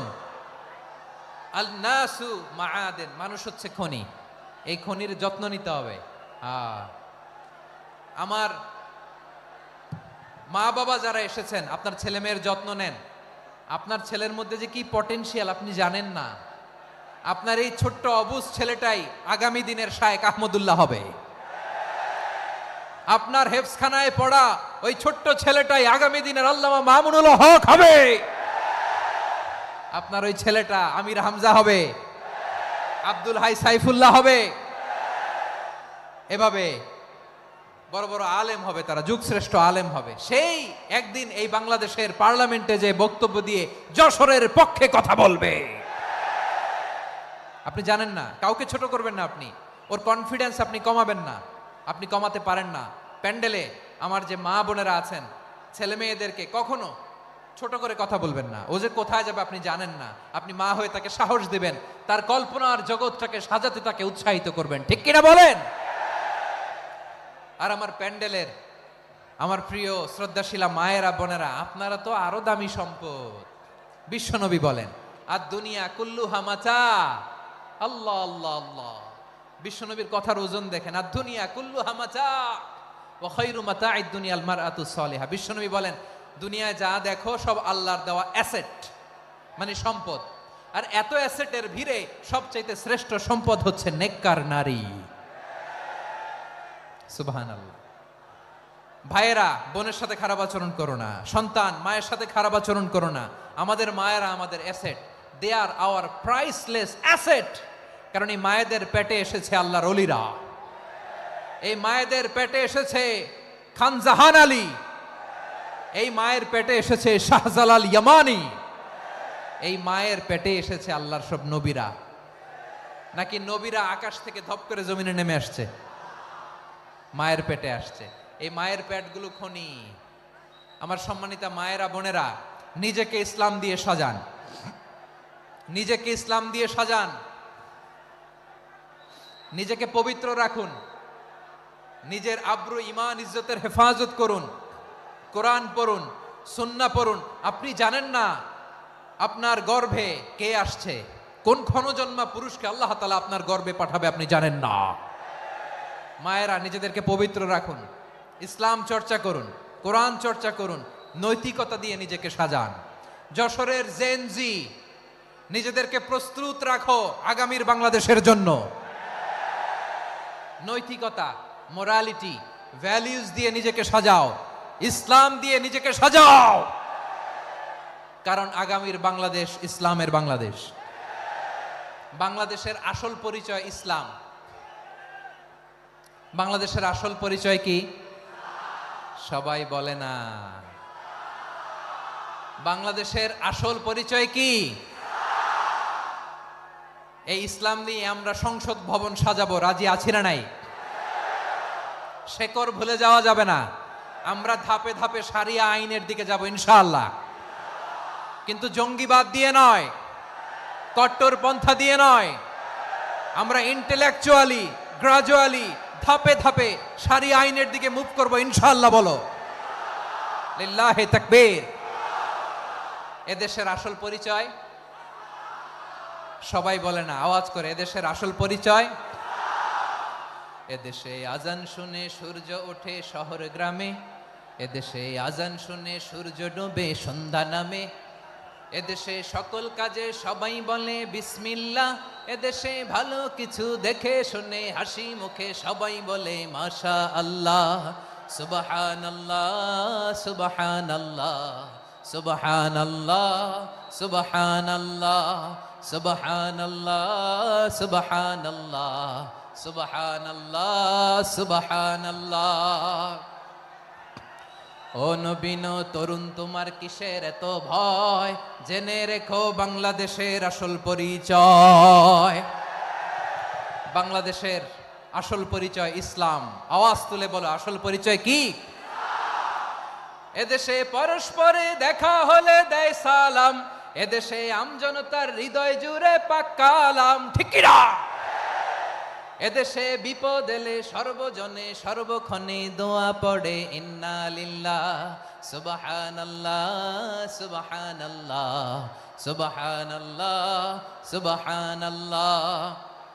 এদেশে আজান শুনে সূর্য ওঠে শহর গ্রামে, এদেশে আজান শুনে সূর্য ডুবে সন্ধ্যা নামে, এদেশে সকল কাজে সবাই বলে বিসমিল্লাহ, এদেশে ভালো কিছু দেখে শুনে হাসি মুখে সবাই বলে মাশা আল্লাহ সুবহানাল্লাহ। আওয়াজ করে সুবহানাল্লাহ সুবহানাল্লাহ সুবহানাল্লাহ সুবহানাল্লাহ। সবাই একসাথে সুবহানাল্লাহ সুবহানাল্লাহ সুবহানাল্লাহ, সুবহানাল্লাহ। এদেশের আসল পরিচয় কি? আওয়াজ করে বলতে ভয় লাগে। এদেশের আসল পরিচয় কি? ইসলাম দিয়ে আমাদের সংসদ ভবন চলুক, আমরা চাই কি চাই না? বঙ্গভবনে লা ইলাহা ইল্লাল্লাহর পতাকা উড়ুক, আমরা চাই কি চাই না? প্রতিটি জেলা অফিসে, ডিসি অফিসে লা ইলাহার পতাকা ঝুলুক, আমরা চাই কি চাই না? কারা কারা চাই হাত তুলে আল্লাহরে দেখায়।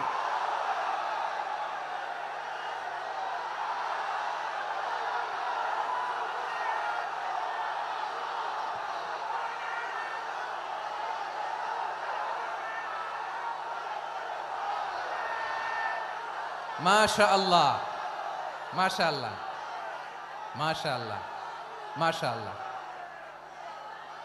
যশোর, আওয়াজ করে বলো, ভালো মানুষ না খারাপ মানুষ? বুঝে বলছো তো? মানুষ ভালো হলে যে কত ভালো।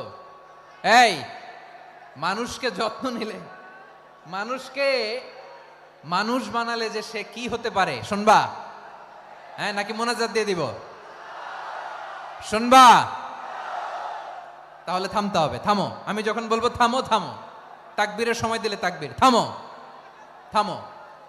মানুষকে যত্ন নিলে, এই এদিকে এদিকে, ড্রোন নামায় ফেলো। হয়েছে, ড্রোনের ফুটেজ হয়ে গেছে, এবার ড্রোন নামায় ফেলো। আমার দিকে তাকাও। মানুষকে, তোমরা এদিক সেদিক তাকালে তো গুরুত্বপূর্ণ পয়েন্ট মিস হয়ে যাবে। এদিকে এদিকে, হ্যাঁ মাসা, ঠিক আছে, এদিকে। মানুষকে যত্ন নিলে মানুষের মধ্যে যারা কি পটেনশিয়াল রেখেছে, আমি জাপানের দুইটা উদাহরণ দেই। জাপানের, এই এই এভাবে এভাবে হবে, হয় বসো নয় পেছনে, কথা নাই। কথা তো বলাই যাবে না, হারাম কথা বলা আজকে, একেবারে চুপ। আজকের জন্য হারাম করে দিছে আমি, এই কিছু সময়ের জন্য একেবারে নিষিদ্ধ। জাপানের দুইটা উদাহরণ দেই, খেয়াল করে একটু শুনেন, বুঝবেন। আল্লাহ, 2022 সালে জাপানের সাথে জার্মানির খেলা, ফিফা ওয়ার্ল্ড কাপ 2022। এক পক্ষে জাপান, আরেক পক্ষে কোন দেশ? কথা শোনে নাই। এক পক্ষে কোন দেশ? আরেক পক্ষে? সবাই এক পক্ষে, আরেক পক্ষে। ওই খেলায় জিতেছিল জাপান, জিতেছিল 22 সালের এই ফিফা ওয়ার্ল্ড কাপে। জাপান ফুটবল খেলায় জিতে, as a part of their celebration তারা খেলার পরে পুরো স্টেডিয়ামটারে ক্লিন করে। The fan base of Japan, লক্ষ লক্ষ মানুষ খেলা দেখতে যায়, তো এত ডাস্টবিনও তো নাই। তো যারা ডাস্টবিনে জায়গা পায় নাই, তারা এই যে চকলেটের প্যাকেট, পানির বোতল, চিপসের প্যাকেট তারা এদিকে সেদিকে রেখে দিয়েছে। জাপানের ভক্তরা, জাপানের ফলোয়াররা, as a part of their celebration তারা খেলার পরে পুরো স্টেডিয়ামের সব ময়লা আবর্জনা ক্লিন করে তারপরে বিদায় নিয়েছে। তাদেরকে কি ক্লিন করার দায়িত্ব দেয়া হয়েছিল? এই যশোর, জাপানের যে ছেলেরা খেলা দেখতে গেছিল, ওদেরকে কি ক্লিন করার দায়িত্ব দিছিল? তারা কি স্টেডিয়ামের পরিচ্ছন্নতা কর্মী? তাদের আকল, তাদের সিক্স সেন্স তাদেরকে বলেছে। ছোটবেলা থেকে জাপান গভর্নমেন্ট ওদেরকে এত পরিচ্ছন্নতা শেখায়, ক্লিনলিনেস অ্যাওয়ারনেস ক্যাম্পেইন করায়। ক্লাসে আমি দেখেছি, ক্লাসে নিজের বেঞ্চ নিজে মুছে, ক্লাসের মাঝখানে একটা সময় দেয়, নিজের টেবিল নিজে মুছে, নিজের ক্লাসরুমটা নিজে পরিষ্কার করে। রাস্তাঘাটে একটা ধুলা নাই, ময়লা নাই, একটা টিস্যু নাই। খেলার পরে গোটা বিশ্বকে তাক লাগিয়ে দিয়েছে। জাপানের ফ্যানরা সবার রেখে যাওয়া গার্বেজ, টিস্যু, বোতল পরিষ্কার করে তারপরে স্টেডিয়াম থেকে বিদায় নিয়েছে। আমরা কেন এমন হইতে পারলাম না? আমরা কেন এমন হইতে পারলাম না? জাপানের যারা এগুলো করছে, ওদের 3টা করে চোখ না? চোখ তো 3টা, জাপানো লাগো। জাপানো লাগো হাত তো 4টা, কান তো 6টা। হ্যাঁ, নাকি আমার মতো 2 হাত 2 কানওয়ালা মানুষ? চোখে দেখলে ওটা মানুষ না। চিন্তা করছেন? তার মানে জাপানিজদেরকে যে গ্রুমিং করে শিখানোর মাধ্যমে পরিচ্ছন্ন বানানো গেছে, ওরা যেমনি মানুষ আমরাও মানুষ। আমাদের সন্তানদেরকে শেখালে তারাও পারবে। পারবে কিনা? 2 নম্বর উদাহরণ বলি। চট্টগ্রাম ফেনীতে যারা গিয়েছেন, মেঘনা গোমতী ব্রিজ প্রকল্প নাম শুনছেন? মেঘনা একটা ব্রিজ পার হওয়া লাগে। এই মেঘনা গোমতী, এখানে 3টা ব্রিজ কাঁচপুর সহ, এই 3টা ব্রিজের নির্মাণ কাজ, রেনোভেশনের কাজ দেয়া হয়েছিল জাপানের একটা কোম্পানিকে। কাকে? জাপানের কোম্পানি নির্মাণ শেষে 738 কোটি টাকা বেঁচে গেছিল, এটা গভর্নমেন্টের হাতে দিয়ে তারা বিদায় নিয়েছে। কত টাকা? 738 কোটি টাকা। যত প্রাক্কলিত ব্যয় নির্ধারণ করা হয়েছে সব টাকা সরকার, তৎকালীন সরকার 2019-এর সরকার, কারা ছিল তো জানেন? এই 2019-এর সরকার তাদেরকে দিয়েছে। তারা রিনোভেশন নির্মাণ শেষে 738 কোটি টাকা অতিরিক্ত বেঁচে গেছিল, এটা আবার গভর্নমেন্টের হাতে বুঝাই দিয়ে তারা বিদায় নিচ্ছে। আমরা কেন এমন হইতে পারলাম না? জাপানের ওরাও মানুষ, আমরাও মানুষ, তার মানে মানুষে মানুষে পার্থক্য আছে না নাই? আচ্ছা, জাপানের দুইটা উদাহরণ দিলাম, এবার আমার দেশের দুইটা উদাহরণ দিব না? বাংলাদেশের দুইটা উদাহরণ দিই। 1 নম্বর উদাহরণ, গত সপ্তাহে আপনারা জানেন কক্সবাজার আমার একটা প্রোগ্রাম ছিল, তো হেলিকপ্টারে গিয়েছিলাম। ফেনী জেলা যখন পার হচ্ছি আমি দেখলাম 3টা উইন্ডমিল চিনেন তো? বিশাল পিলার, 3টা-4টা পাখা থাকে। বায়ু বিদ্যুৎ কেন্দ্র, বাংলাদেশের প্রথম বায়ু বিদ্যুৎ কেন্দ্র এটা। মুহুরী প্রজেক্ট বলে এটার, সম্ভবত মুহুরী প্রজেক্ট।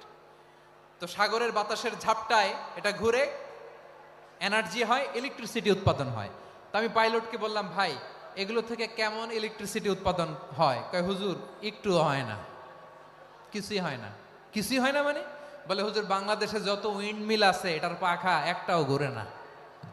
আল্লাহ, বলেন কি? তাহলে এই যে কোটি কোটি টাকা ব্যয় করে যে উইন্ডমিল, কয় হুজুর ভিতরে ফিটফাট, উপরে ফিটফাট, ভিতরে সদরঘাট। তার মানে কোটি কোটি টাকা দিয়ে এই উইন্ডমিল বানায়, এখানে কিছু নাই। দুর্নীতির আড্ডাখানা, আখড়াখানা বাংলাদেশ, ঠিক কিনা বলেন? হায় রে, জাপানিজরাও মানুষ, আমরাও মানুষ। আমার এক নিকটাত্মীয় সরকারি চাকরিজীবী, উনি আমাকে বললেন, বাংলাদেশের আরেকটা উদাহরণ দেই। উনি আমাকে বললেন যে প্রতি বছর আমাদের অফিসের ফার্নিচার চেঞ্জ করে। আমি বললাম প্রতি বছর ফার্নিচার চেঞ্জ করে কেন? বলে যে ফার্নিচার নতুন পারচেজ করলেই তো এখানে টাকা, নতুন কিনতে পারলেই টাকা, নতুন উন্নয়নের সবক শোনাতে পারলেই টাকা। প্রথম আলোর রিপোর্ট, কি আলো? প্রথম আলোর রিপোর্ট, গত 15 বছরে উন্নয়নের নামে লুটপাট হয়েছে প্রায় 3.25 লাখ কোটি টাকা। কার রিপোর্ট? আমাদের বানানো কথা। প্রথম আলোর রিপোর্ট। গত 15 বছরে কারা ছিল জানেন তো? হ্যাঁ, শুধু ওনাদেরকেই দোষ দিয়ে লাভ নাই। স্বাধীনতার পর থেকে শুধু শাসকের হাত বদল হয়েছে, আমরা কিছু পাই নাই, ঠিক কিনা বলেন? শুধু ওনাদের দোষ দিয়ে কি লাভ? একদল খাইছে, আরেক দল খাওয়ার জন্য রেডি হয়ে আছে। আমরা এরকম চাই না। আমরা চাই স্বাধীন সার্বভৌম বাংলাদেশ। আমরা চাই দুর্নীতিমুক্ত বাংলাদেশ। আমি নিউজটা যে কতবার বললাম, এটা কি সম্ভব? 3.25 লাখ কোটি টাকা লুটপাট, মানে লুটপাট করতে করতে এদেশের জনগণকে ফুটপাতে বসায় দিচ্ছে। প্রিয় ভাইয়েরা, তাহলে জাপানের মানুষও মানুষ, আমরাও মানুষ। সিদ্ধান্ত আপনার, কোন মানুষ হবেন, ভালো মানুষ না খারাপ মানুষ? আজকের আলোচনার বিষয় হচ্ছে মানব সম্পদের উন্নয়ন, human resource development. It's a process to increase the capacity of knowledge, skill, capacity of the people of a country. একটা দেশের মানুষের জ্ঞান, তাদের দক্ষতা কি করে বাড়ানো যায়, বাড়িয়ে দেশের উন্নয়ন করানো যায়, এটাই হচ্ছে মানব সম্পদ উন্নয়নের মূল কথা। তাহলে মানব সম্পদ হচ্ছে একটা দেশের সবচাইতে শক্তিশালী পুঁজি। প্রাকৃতিক সম্পদ, খনিজ সম্পদের চেয়েও দামি হচ্ছে মানব সম্পদ। আমার প্রিয় যশোর, প্রাকৃতিক সম্পদ, খনিজ সম্পদের চেয়ে দামি সম্পদ কি সম্পদ? আল্লাহ তাআলা দয়া করে আমাদেরকে এই মানব সম্পদ দিয়েছেন। আসুন আমাদের এই মানুষগুলোকে আমরা সোনার মানুষ বানাই। রাজি আছেন তো সবাই? রাজি আছেন? মানুষ পারে না এমন কোনো কিছু নাই, চাইলে সব পারে। এজন্য মানুষকে তারবিয়া দিতে হবে, যথাযথভাবে তাদেরকে গড়তে হবে। আসুন আমরা সিরাতের আয়নায় বিশ্বনবীর জীবনী থেকে দেখি তিনি কিভাবে হিউম্যান রিসোর্সকে ম্যানেজ করতেন। যদি আপনাদের সময় হয়, দু একটা উদাহরণ দিয়ে আজকে আমি আমার আলোচনার বিদায় নিব। হবে? সময় হবে কয়েক মিনিট? হ্যাঁ, শান্ত থাকবেন তো? শান্ত থাকবা? হ্যাঁ, ঠিক আছে। এই ধাক্কার মধ্যে ঢুকছে, এবার মজা বুঝতেছো তো? হ্যাঁ, মানা করছিলাম না? ঠিক আছে, টের পাও। হ্যাঁ, ঠিক আছে। যে আওয়াজ করবে আমি ওকে দেখতেছি, কে কে আওয়াজ করে দেখতেছি। শেষ কথা, শেষের দিকে চলে আসছি। বিষ্ণু ইসলাম কিভাবে হিউম্যান রিসোর্সকে ম্যানেজ করতেন, মজার কথা আছে কয়েকটা, বলে বিদায় নিব। বিশ্বনবী কিভাবে এই মানব সম্পদকে ম্যানেজ করতেন। বিশ্বনবী he was a very good talent hunter, চৌকস ট্যালেন্ট হান্টার ছিল। কার মধ্যে কি ট্যালেন্ট আছে দেখলেই বুঝে ফেলতেন। সুবহানাল্লাহ পড়বেন না? কি নবী আমরা পেয়েছি। He was a very good talent hunter. আমার নবী তিনি চৌকস ট্যালেন্ট হান্টার ছিলেন। কার মধ্যে কি প্রতিভা বের করতেন, ওই প্রতিভাকে ইসলামের কল্যাণে কাজে লাগাতেন। সুবহানাল্লাহ বলেন। যাকে যেই জায়গায় সেট করলে ভালো হবে তাকে ওই জায়গায় সেট করতেন। কয়েকজন সাহাবীর জীবনী শোনাই। আবু মাহজুরা রাদিয়াল্লাহু তাআলা আনহু, মক্কার মুয়াজ্জিন, আগে ছিল মুশরিক, পরে হইছে মুমিন। উনি কিভাবে মুমিন হইলেন এই ঘটনাটা একটু আপনাদের শোনাতে চাই। তা আপনাদের তো সময় নাই হাতে, হ্যাঁ সময় আছে? এই যে এই জেনজি শেষ করে দিল আজকের প্রোগ্রামটা। 1 ঘন্টা ধাক্কা ধাক্কি করে কেমনে দাঁড়ায় আছে আমি বুঝলাম না।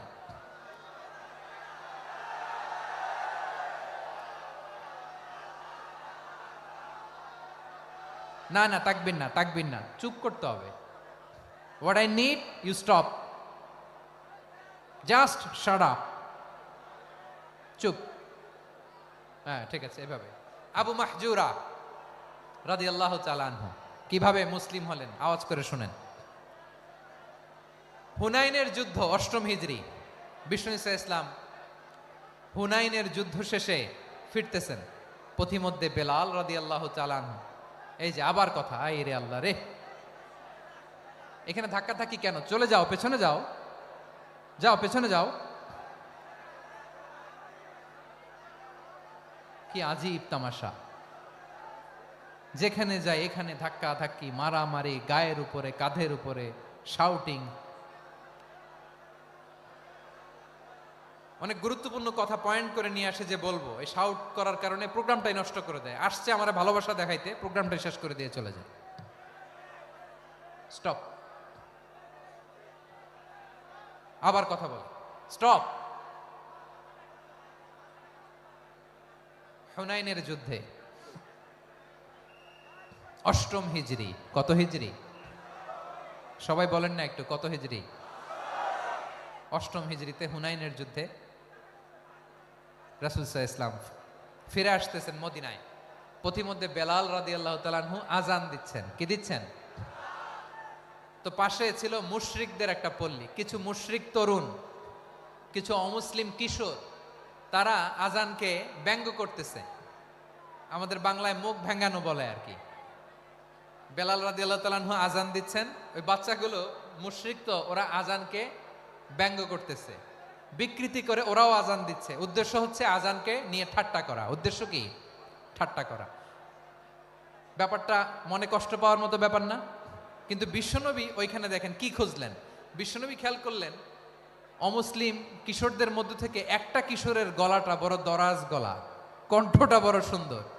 খেয়াল করে দেখলেন যে কিছু কিশোর বেলালের আজানকে ব্যঙ্গ করে, বিকৃতি করে, কিন্তু একজনের কণ্ঠ দেখতে পাচ্ছেন না এত দূরে, কিন্তু কণ্ঠটা বড় সুন্দর, দরাজ গলা। বিশ্বনবী সাহাবীদেরকে বললেন, ধরো এগুলারে, ধরো। সবগুলারে ধরে বিশ্বনবী সামনে আনা হলো। ওরা হাঁটু গেড়ে বসলো। বিশ্বনবী বললেন, তোমাদের মধ্যে কে যেন ব্যঙ্গ করে আজান দিচ্ছিল, তার গলাটা বড় উঁচু, গলার বেসটা বড় মজবুত, মেলোডিয়াস, সুমধুর কণ্ঠ। কে? আবু মাহজুরা বলে, আমার বন্ধুরা সবাই আমার দিকে আঙ্গুল দেখায়, আমি পড়ে গেছি বিপদে। রাসূল সাল্লাল্লাহু আলাইহি ওয়াসাল্লাম বাকি অমুসলিম তরুণদেরকে ছেড়ে দিলেন, বললেন তোমরা যাও। এবার আবু মাহজুরারে পাইছে। আবু মাহজুরার চুলের মধ্যে হাত দিলেন বিশ্বনবী, মাথায় হাত দিয়ে বললেন, এবার আজান দাও দেখি।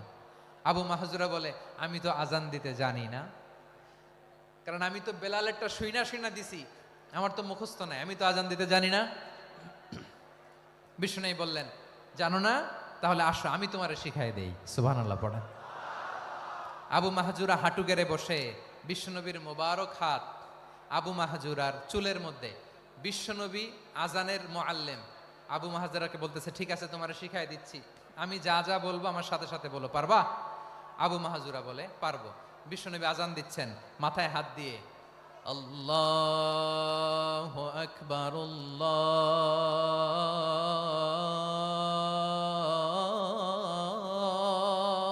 আকবার। আবু মাহাজুরা এই বাক্যটা পড়লেন। বিশ্বনবী দ্বিতীয় বাক্য পড়তে আরম্ভ করলেন, আল্লাহু আকবার, আল্লাহু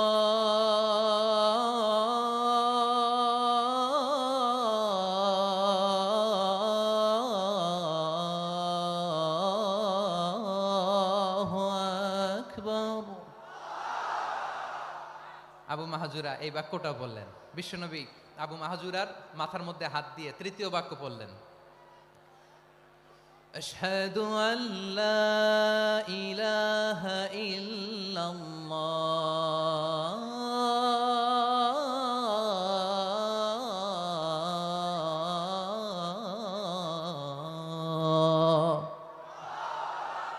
আবু মাহাজুরা তৃতীয় বাক্য পড়লেন। বিশ্বনবী একটা বাক্য পরে আবু মাহাজুরা পরে, বিশ্বনবী পরে আবু মাহাজুরা পরে। আবু মাহাজুরা কিন্তু অমুসলিম, মুশরিক। আবু মাহাজুরা বলে, এক একটা বাক্য পড়ি আমার কলিজাটা গলে ঠান্ডা হয়ে যায়। এতদিন মোহাম্মদকে গালি দিতাম, এখন মোহাম্মদ আমার মাথায় যখন হাত রাখছে আমার সারা শরীর ঠান্ডা হয়ে গেছে। বিশ্বনবী আজান শিখাচ্ছেন, একটা একটা বাক্য পড়ে আবু মাহাজুরাও পড়ে, বিশ্বনবী পড়ে আবু মাহাজুরাও পড়ে। পুরো বাক্যগুলো যখন শেষ, আজান শেষ, আবু মাহাজুরাও যখন পুরো আজান পড়লেন, আবু মাহাজুরা বললেন, এতদিন মোহাম্মদের চেহারা দেখলে আমার ঘৃণা লাগতো, আজ থেকে মোহাম্মদের চেহারার চেয়ে প্রিয় চেহারা আমার কাছে নাই। আবু মাহাজুরা বললেন, ও মুহাম্মদ, আজানের বাক্য তো আপনি আমারে শেখালেন, এখানেই শেষ করবেন না, আপনি আমারে পড়ায় দেন, লা ইলাহা ইল্লাল্লাহু মুহাম্মাদুর রাসূলুল্লাহ সাল্লাল্লাহু আলাইহি ওয়াসাল্লাম। বিশ্বনবীর সাথে দাঁড়িয়ে উনি শাহাদা পড়ে মুসলমান হয়ে গেলেন।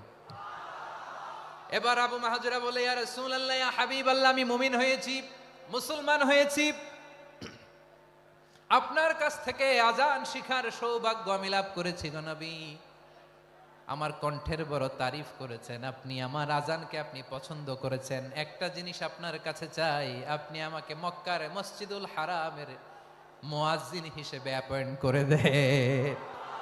বিষ্ণু ইসা ইসলাম বললেন, যাও আবু মাহজুরা, আমি তোমাকে পৃথিবীর শ্রেষ্ঠতম মসজিদ মক্কার মসজিদুল হারামের মুয়াজ্জিন হিসেবে অ্যাপয়েন্ট করে দিলাম। দেখছেন কিভাবে ট্যালেন্ট হান্টিং করতে হয়, কিভাবে হিউম্যান রিসোর্স মানব সম্পদকে ব্যবহার করতে হয়। আসছিল আজানকে ভেঙ্গাইতে, আসছিল কেন? আজানকে ব্যঙ্গ করার জন্য, বিকৃত করার জন্য। আজানকে বিকৃত করতে যে ইসলামের সবচেয়ে শ্রেষ্ঠ মসজিদের মুয়াজ্জিন হয়ে গেল। পড়েন সুবহানাল্লাহ।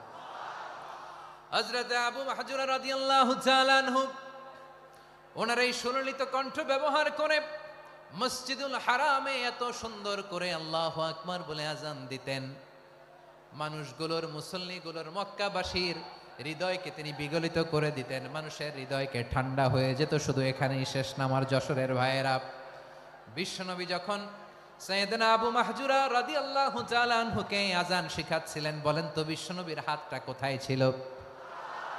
আবু মাহজুরার মাথার সামনে, এই চুলের উপরে ছিল।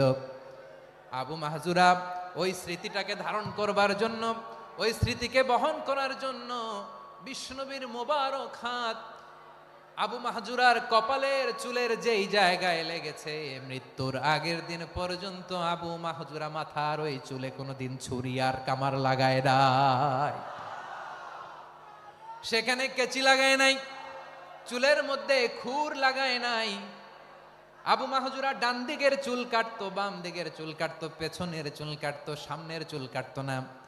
আবু মাহজুরা রাদিয়াল্লাহু তাআলা আনহুর সামনের চুলগুলো বড় হতে হতে যখন এত বড় হয়ে যায়, তিনি চুলগুলো পেঁচিয়ে মাথার মধ্যে রাখতেন, তারপরে তিনি পাগড়ি পরতেন। সবাই জিজ্ঞেস করতো, আবু মাহজুরা, এটা আবার কেমন স্টাইল? দেখতে তোমারে কি বিদঘুটে লাগে? কেমন অড লাগে, কেমন খারাপ দেখা যায়। মক্কায় এমন কোনো মানুষ তো দেখি নাই, ডানে চুল কাটে, বায়ে চুল কাটে, পেছনে চুল কাটে, সামনে কাটে না। ওরে আবু মাহজুরা, কেমন দেখা যায় তোমারে? তুমি সামনের চুল কাটো না কেন? আবু মাহজুরা বলে, আমি হাঁটু গেড়ে পেয়ারা নবীর সামনে বসেছিলাম, আমার এই মাথার চুলের মধ্যে মুবারক হাত লাগিয়ে বিশ্বনবী নিজে আমাকে আজানের প্রতিটা বাক্য শিক্ষা দিয়েছেন। বিশ্বনবীর মোবারক হাত, পবিত্র হাত আমার মাথার চুলের যেই জায়গায় লেগেছে, আমি চাই ওই চুলগুলা নিয়ে আমি আমার কবরের ভিতরে যাব। সাইয়েদনা আবু মাহজুরা রাদিয়াল্লাহু তাআলা আনহু ইন্তেকালের আগের পর্যন্ত মাথার সামনের চুলগুলা কাটে নাই। মাথার সামনের চুল তিনি কাটেন নাই। সুবহানাল্লাহ বিহামদি। কেমন ভালোবাসতেন বিশ্বনবী সাহাবীদেরকে, সাহাবারা কেমন ভালোবাসতেন বিশ্বনবীকে। সামনের চুলগুলো বড় হতে হতে এত বড় ছিল, পেঁচিয়ে রেখে পাগড়ি পরতেন, কাটতেন না। নবীর হাত লেগেছিল। সুবহানাল্লাহ পড়েন। তাহলে what is the lesson, moral of the story কি? মোরাল অফ দ্য স্টোরি হচ্ছে, আসছিল আজানকে ব্যঙ্গ করার জন্য, বিকৃত করার জন্য, হয়ে গেল মসজিদুল হারামের মুয়াজ্জিন। দেখেন বিশ্বনবী একটা খারাপ সিচুয়েশনের মধ্যে থেকে কি ভালো জিনিস বের করে আনলেন। আমি যে শুরুতে বলেছি কিভাবে তিনি হিউম্যান রিসোর্সকে ডেভেলপ করেছেন, ম্যানেজ করেছেন। তিনি যে চৌকস ট্যালেন্ট হান্টার ছিল, দেখেন সবার মধ্যে থেকে এরে বাছাই করে মুয়াজ্জিন বানাই দিয়েছেন। সুবহানাল্লাহ পড়েন। তার মানে এই না সবাইরে ধরে ধরে উনি মুয়াজ্জিন বানাইছেন। যার যেই ট্যালেন্ট আছে তাকে ওই কাজে অ্যাসাইন করেছেন। যার যেই প্রতিভা আছে তার প্রতিভাকে ইসলামের কাজে লাগিয়েছেন। সুবহানাল্লাহ পড়েন। যায়েদ বিন সাবিত রাদিয়াল্লাহু তাআলা আনহু নাম শুনেছেন? যশোর কথা বেরোয় না। যদি জিগায় সালমান খানের নাম শুনছেন, সবাই হাত তুলবে, জি হুজুর শুনছি, মানে সব দেখা শেষ।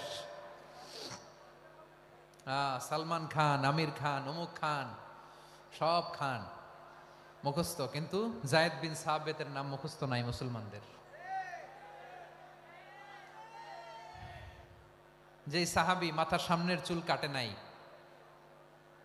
মসজিদুল হারামের মুয়াজ্জিন বানাইছেন বিশ্বনবী, ওই সাহাবীর নাম কি? খায়া ফেলাইছে, স্লোগানের সাথে খায়া ফেলাইছে। আবু মাহজুরা। কি নাম? আবু মাহজুরা আল জুমাহি রাদিয়াল্লাহু তাআলা আনহু। এই নামটা আজকে নিয়ে যাইতে হবে যশোর। আবু মাহজুরা রাদিয়াল্লাহু তাআলা আনহু। 2 নম্বরে বলছিলাম যায়েদ বিন সাবিত রাদিয়াল্লাহু তাআলা আনহু। বিশ্বনবী দেখলেন মদিনার এই আনসারী সাহাবী হাইলি ট্যালেন্টেড, ইন্টেলেকচুয়াল, মেরিটোরিয়াস, জ্ঞানের প্রতি তার আকর্ষণ, মারাত্মক আকর্ষণ। বিশ্বনবী তাকে দায়িত্ব দিলেন, কোরআন যা নাজিল হয় তুমি লিখো, কাতিবুল ওয়াহি বানায় দিলেন। সুবহানাল্লাহ। যায়েদ বিন সাবিতরে আবার আজান শিখান নাই, কারণ তার মধ্যে বিশ্বনবী প্রতিভা দেখেছেন, একাডেমিক প্রতিভা। বিশ্বনবীর একাডেমিক প্রজেক্টগুলো তিনি হ্যান্ডেল করতেন। যায়েদ বিন সাবিত ছিল বিশ্বনবীর ব্যক্তিগত সচিব। কি ছিল? ব্যক্তিগত সচিব। বোঝেন নাই? বিশ্বনবীর ব্যক্তিগত সচিব এবং দোভাষী। ইহুদিরা কিছু লিখে দিলে এটার অর্থ বিশ্বনবীরে বুঝায় দিতেন। আবার ইহুদিদের কাছে কিছু লিখতে হলে তিনি লিখে দিতেন। বিশ্বনবী একদিন বললেন, ইন্নী ওয়াল্লাহি মা আমানু ইয়াহুদা আলা কিতাব। ইহুদিরা যে চিঠি পাঠায় অর্থ তো বুঝি না, আরেক ইহুদি আইনে অর্থ করা লাগে। আবার ইহুদিদের কাছে কিছু লিখে পাঠাইতে চাইলে আমরা তো লিখতে পারি না, ইহুদিরে দিয়ে লেখা লাগে। ওরা যে পয়রা শোনায় লিখে দেয়, আমি ওদের বিশ্বাস করি না। আমার নিজের একজন লোক দরকার। বিশ্বনবী এই যায়েদ বিন সাবিতকে চুজ করলেন ল্যাঙ্গুয়েজের জন্য।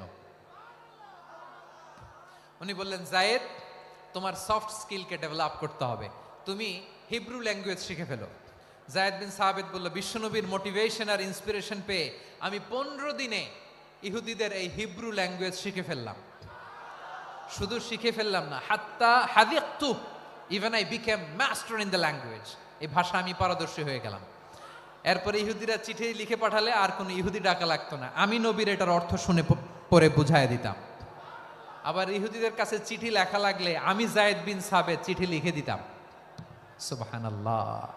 দেখেন এত সাহাবীর মধ্য থেকে বিশ্বনবীর একাডেমিক প্রজেক্ট, ব্যক্তিগত সচিব, দোভাষী হিসেবে তিনি যায়েদ বিন সাবিতের মতো তরুণকে নির্বাচিত করেছেন।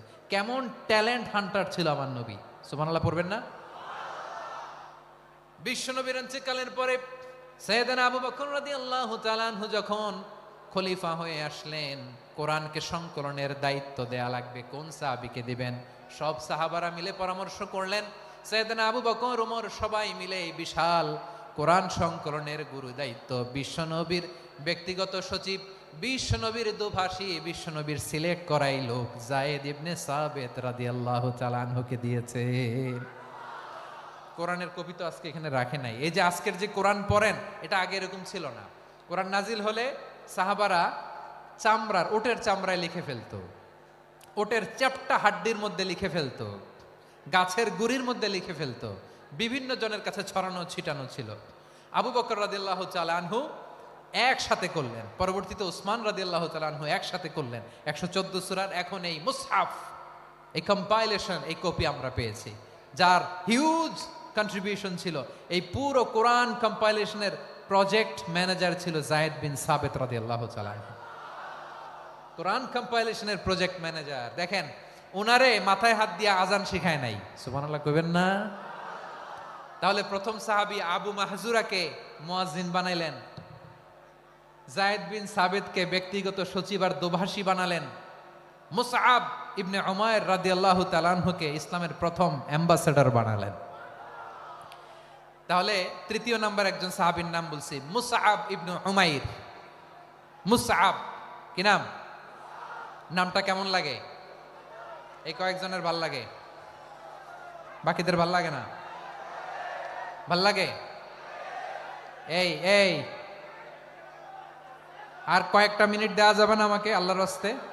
হ্যাঁ ঠিক আছে, আমি তোমাদেরকে ভালোবাসা দেখাবো, দোয়া করব, যদি চুপ থাকো, একেবারে চুপ, কষ্ট সহ্য করো, বাকিরা যা সওয়াব পাবে তোমরা ডবল পাবা, যেহেতু কষ্ট বেশি, কিন্তু চুপ। 3 নম্বর সাহাবীর নাম মুসআব। এই ধাক্কাধাক্কি কেন, ধাক্কাধাক্কি কেন রে ভাই? না না না, এরকম হইলে আসবো না যশোর, আমি আর আসবো না। হয় পিছনে চলে যাও, নাহলে চুপ, ধাক্কাধাক্কি নাই। 3 নম্বর সাহাবীর নাম মুসআব। কি নাম? He was the first ambassador in Islam. ইসলামের প্রথম ডিপ্লোমাট, প্রথম কূটনৈতিক, ইসলামের প্রথম কূটনৈতিক, ইসলামের প্রথম ডিপ্লোমাট, প্রথম অ্যাম্বাসেডর মুসআব ইবনে উমাইর। মক্কার তরুণ যুবক, উনি পারফিউম লাগাইলে মানুষ দেখলেই বুঝতো এটা মুসআব লাগাইছে। এমন ড্যাশিং ফেসের ছিল, এমন স্মার্ট ড্যাশিং ফেস, এমন পার্সোনালিটির মানুষ ছিল মুসআব রাদিয়াল্লাহু তাআলা আনহু। কারণ যিনি ইসলামের স্পোকম্যান হবেন, মুখপাত্র হবেন, তার স্মার্ট হওয়ার দরকার আছে না নাই? আকাবার প্রথম শপথ যখন হলো, তাদের সাথে বিষ্ণু ঈসা ইসলাম মদিনাতে একজন মুখপাত্র পাঠালেন, ডিপ্লোমাটকে পাঠালেন, অ্যাম্বাসেডর অফ ইসলাম, তিনি হচ্ছেন মুসআব ইবনে উমাইর। পড়েন সুবহানাল্লাহ। বিশ্বনবী দেখলেন সে অনেক স্মার্ট, তার ডেডিকেশন আছে, সিনসিয়ারিটি আছে, এবং মদিনায় যে আউস খাজরাজ গোত্রের নেতাদের সাথে ডিল করতে হবে, ইহুদিদের সাথে ডিল করতে হবে, ওখানে একজন পাক্কা জানু খেলোয়াড়ের দরকার আছে না নাই? মুসআব ইবনে উমাইর রাদিয়াল্লাহু তাআলা আনহু, ওনাকে বিষ্ণু ঈসা ইসলাম চুজ করলেন। এবং বিষ্ণু ঈসা ইসলামের এই চুজিংটা, এই সিলেকশনটা এত সুন্দর ছিল, তিনি মদিনাতে যে বিশ্বনবী আসার আগেই মদিনার জমিনকে তিনি উর্বর করে ফেলছেন। প্রতিটা ঘরে ঘরে কালিমার দাওয়াত তিনি পৌঁছায় দিচ্ছেন। জুমার বিধান নাজিল হয়েছে, কিন্তু মক্কায় পরিবেশ নাই জুমা পালনের। বিষ্ণু ঈসা ইসলাম একজনকে দিয়ে খবর পাঠালেন, যাও মদিনায় মুসাবকে যে বলো, মুসাব তো আমার শিক্ষক, আমার স্পোকম্যান, মদিনাতে যেন তারা জুমা কায়েম করে। বিশ্বনবীর আগেই মুসাব মদিনার মুসলিমদেরকে নিয়ে মদিনায় প্রথম জুমা কায়েম করে ফেলছে। কোন সুবহানাল্লাহ। ডিপ্লোমাটদের কেমন হইতে হয়, অ্যাম্বাসেডারের কেমন হইতে হয়, মুসআব রাদিয়াল্লাহু তাআলা আনহুর কাছ থেকে শিখে নাও। মুসআব নামটা কেমন লাগে? যশোর যাদের সন্তান হবে, ছেলে সন্তান, আমার রাস্তায় পাইলে সবাই জিজ্ঞেস করে, হুজুর একটা নাম দেন, আমার ছেলে হবে। যশোরবাসীর জন্য আমি একটা নাম দিয়ে দিলাম, নাম রাখতে হবে মুসআব। কি নাম? নামটা যাদের ভাল লাগে, ছেলে সন্তান অনাগত আসবে, মনে চাইলে নাম রেখে দিবেন মুসআব রাদিয়াল্লাহু তাআলা আনহুর নামে মুসআব। তাহলে মুসআব রাদিয়াল্লাহু তাআলা আনহুকে বিশ্বনবী ল্যাঙ্গুয়েজ শিখান নাই, সফট স্কিল শিখান নাই। যায়েদ রাদিয়াল্লাহু তিনি হিব্রু ল্যাঙ্গুয়েজ শিখেছেন, সুরিয়ানি শিখেছেন, কিন্তু মুসআবকে তিনি বানিয়েছেন the spokesman of Islam, the first diplomat, the ambassador of Islam. সুবহানাল্লাহ পড়বেন না? আব্দুল্লাহ ইবনে আব্বাস রাদিয়াল্লাহু তাআলা আনহু বিশ্বনবীর কাজিন, চাচাতো ভাই। আবার মাইমুনা রাদিয়াল্লাহু তাআলা আনহু, মাইমুনা নবীর স্ত্রী, তিনি ছিলেন আব্দুল্লাহর আপন খালা। তো নবীর বউ যদি ওনার খালা হয়, নবী তার কি? বুঝে নাই, নবী তার কি? খালু। তাহলে সম্পর্ক অনেক গভীর, কাজিন আবার খালু। ছোট্ট মানুষ, তাই রাতে মাঝে মাঝে ঘরে থাকতো। বিশ্বনবী দেখলেন আব্দুল্লাহ যেহেতু আমার ঘরে ঢুকতে পারে, আব্দুল্লাহরে এই উম্মতের বড় শিক্ষাবিদ বানাইতে হবে।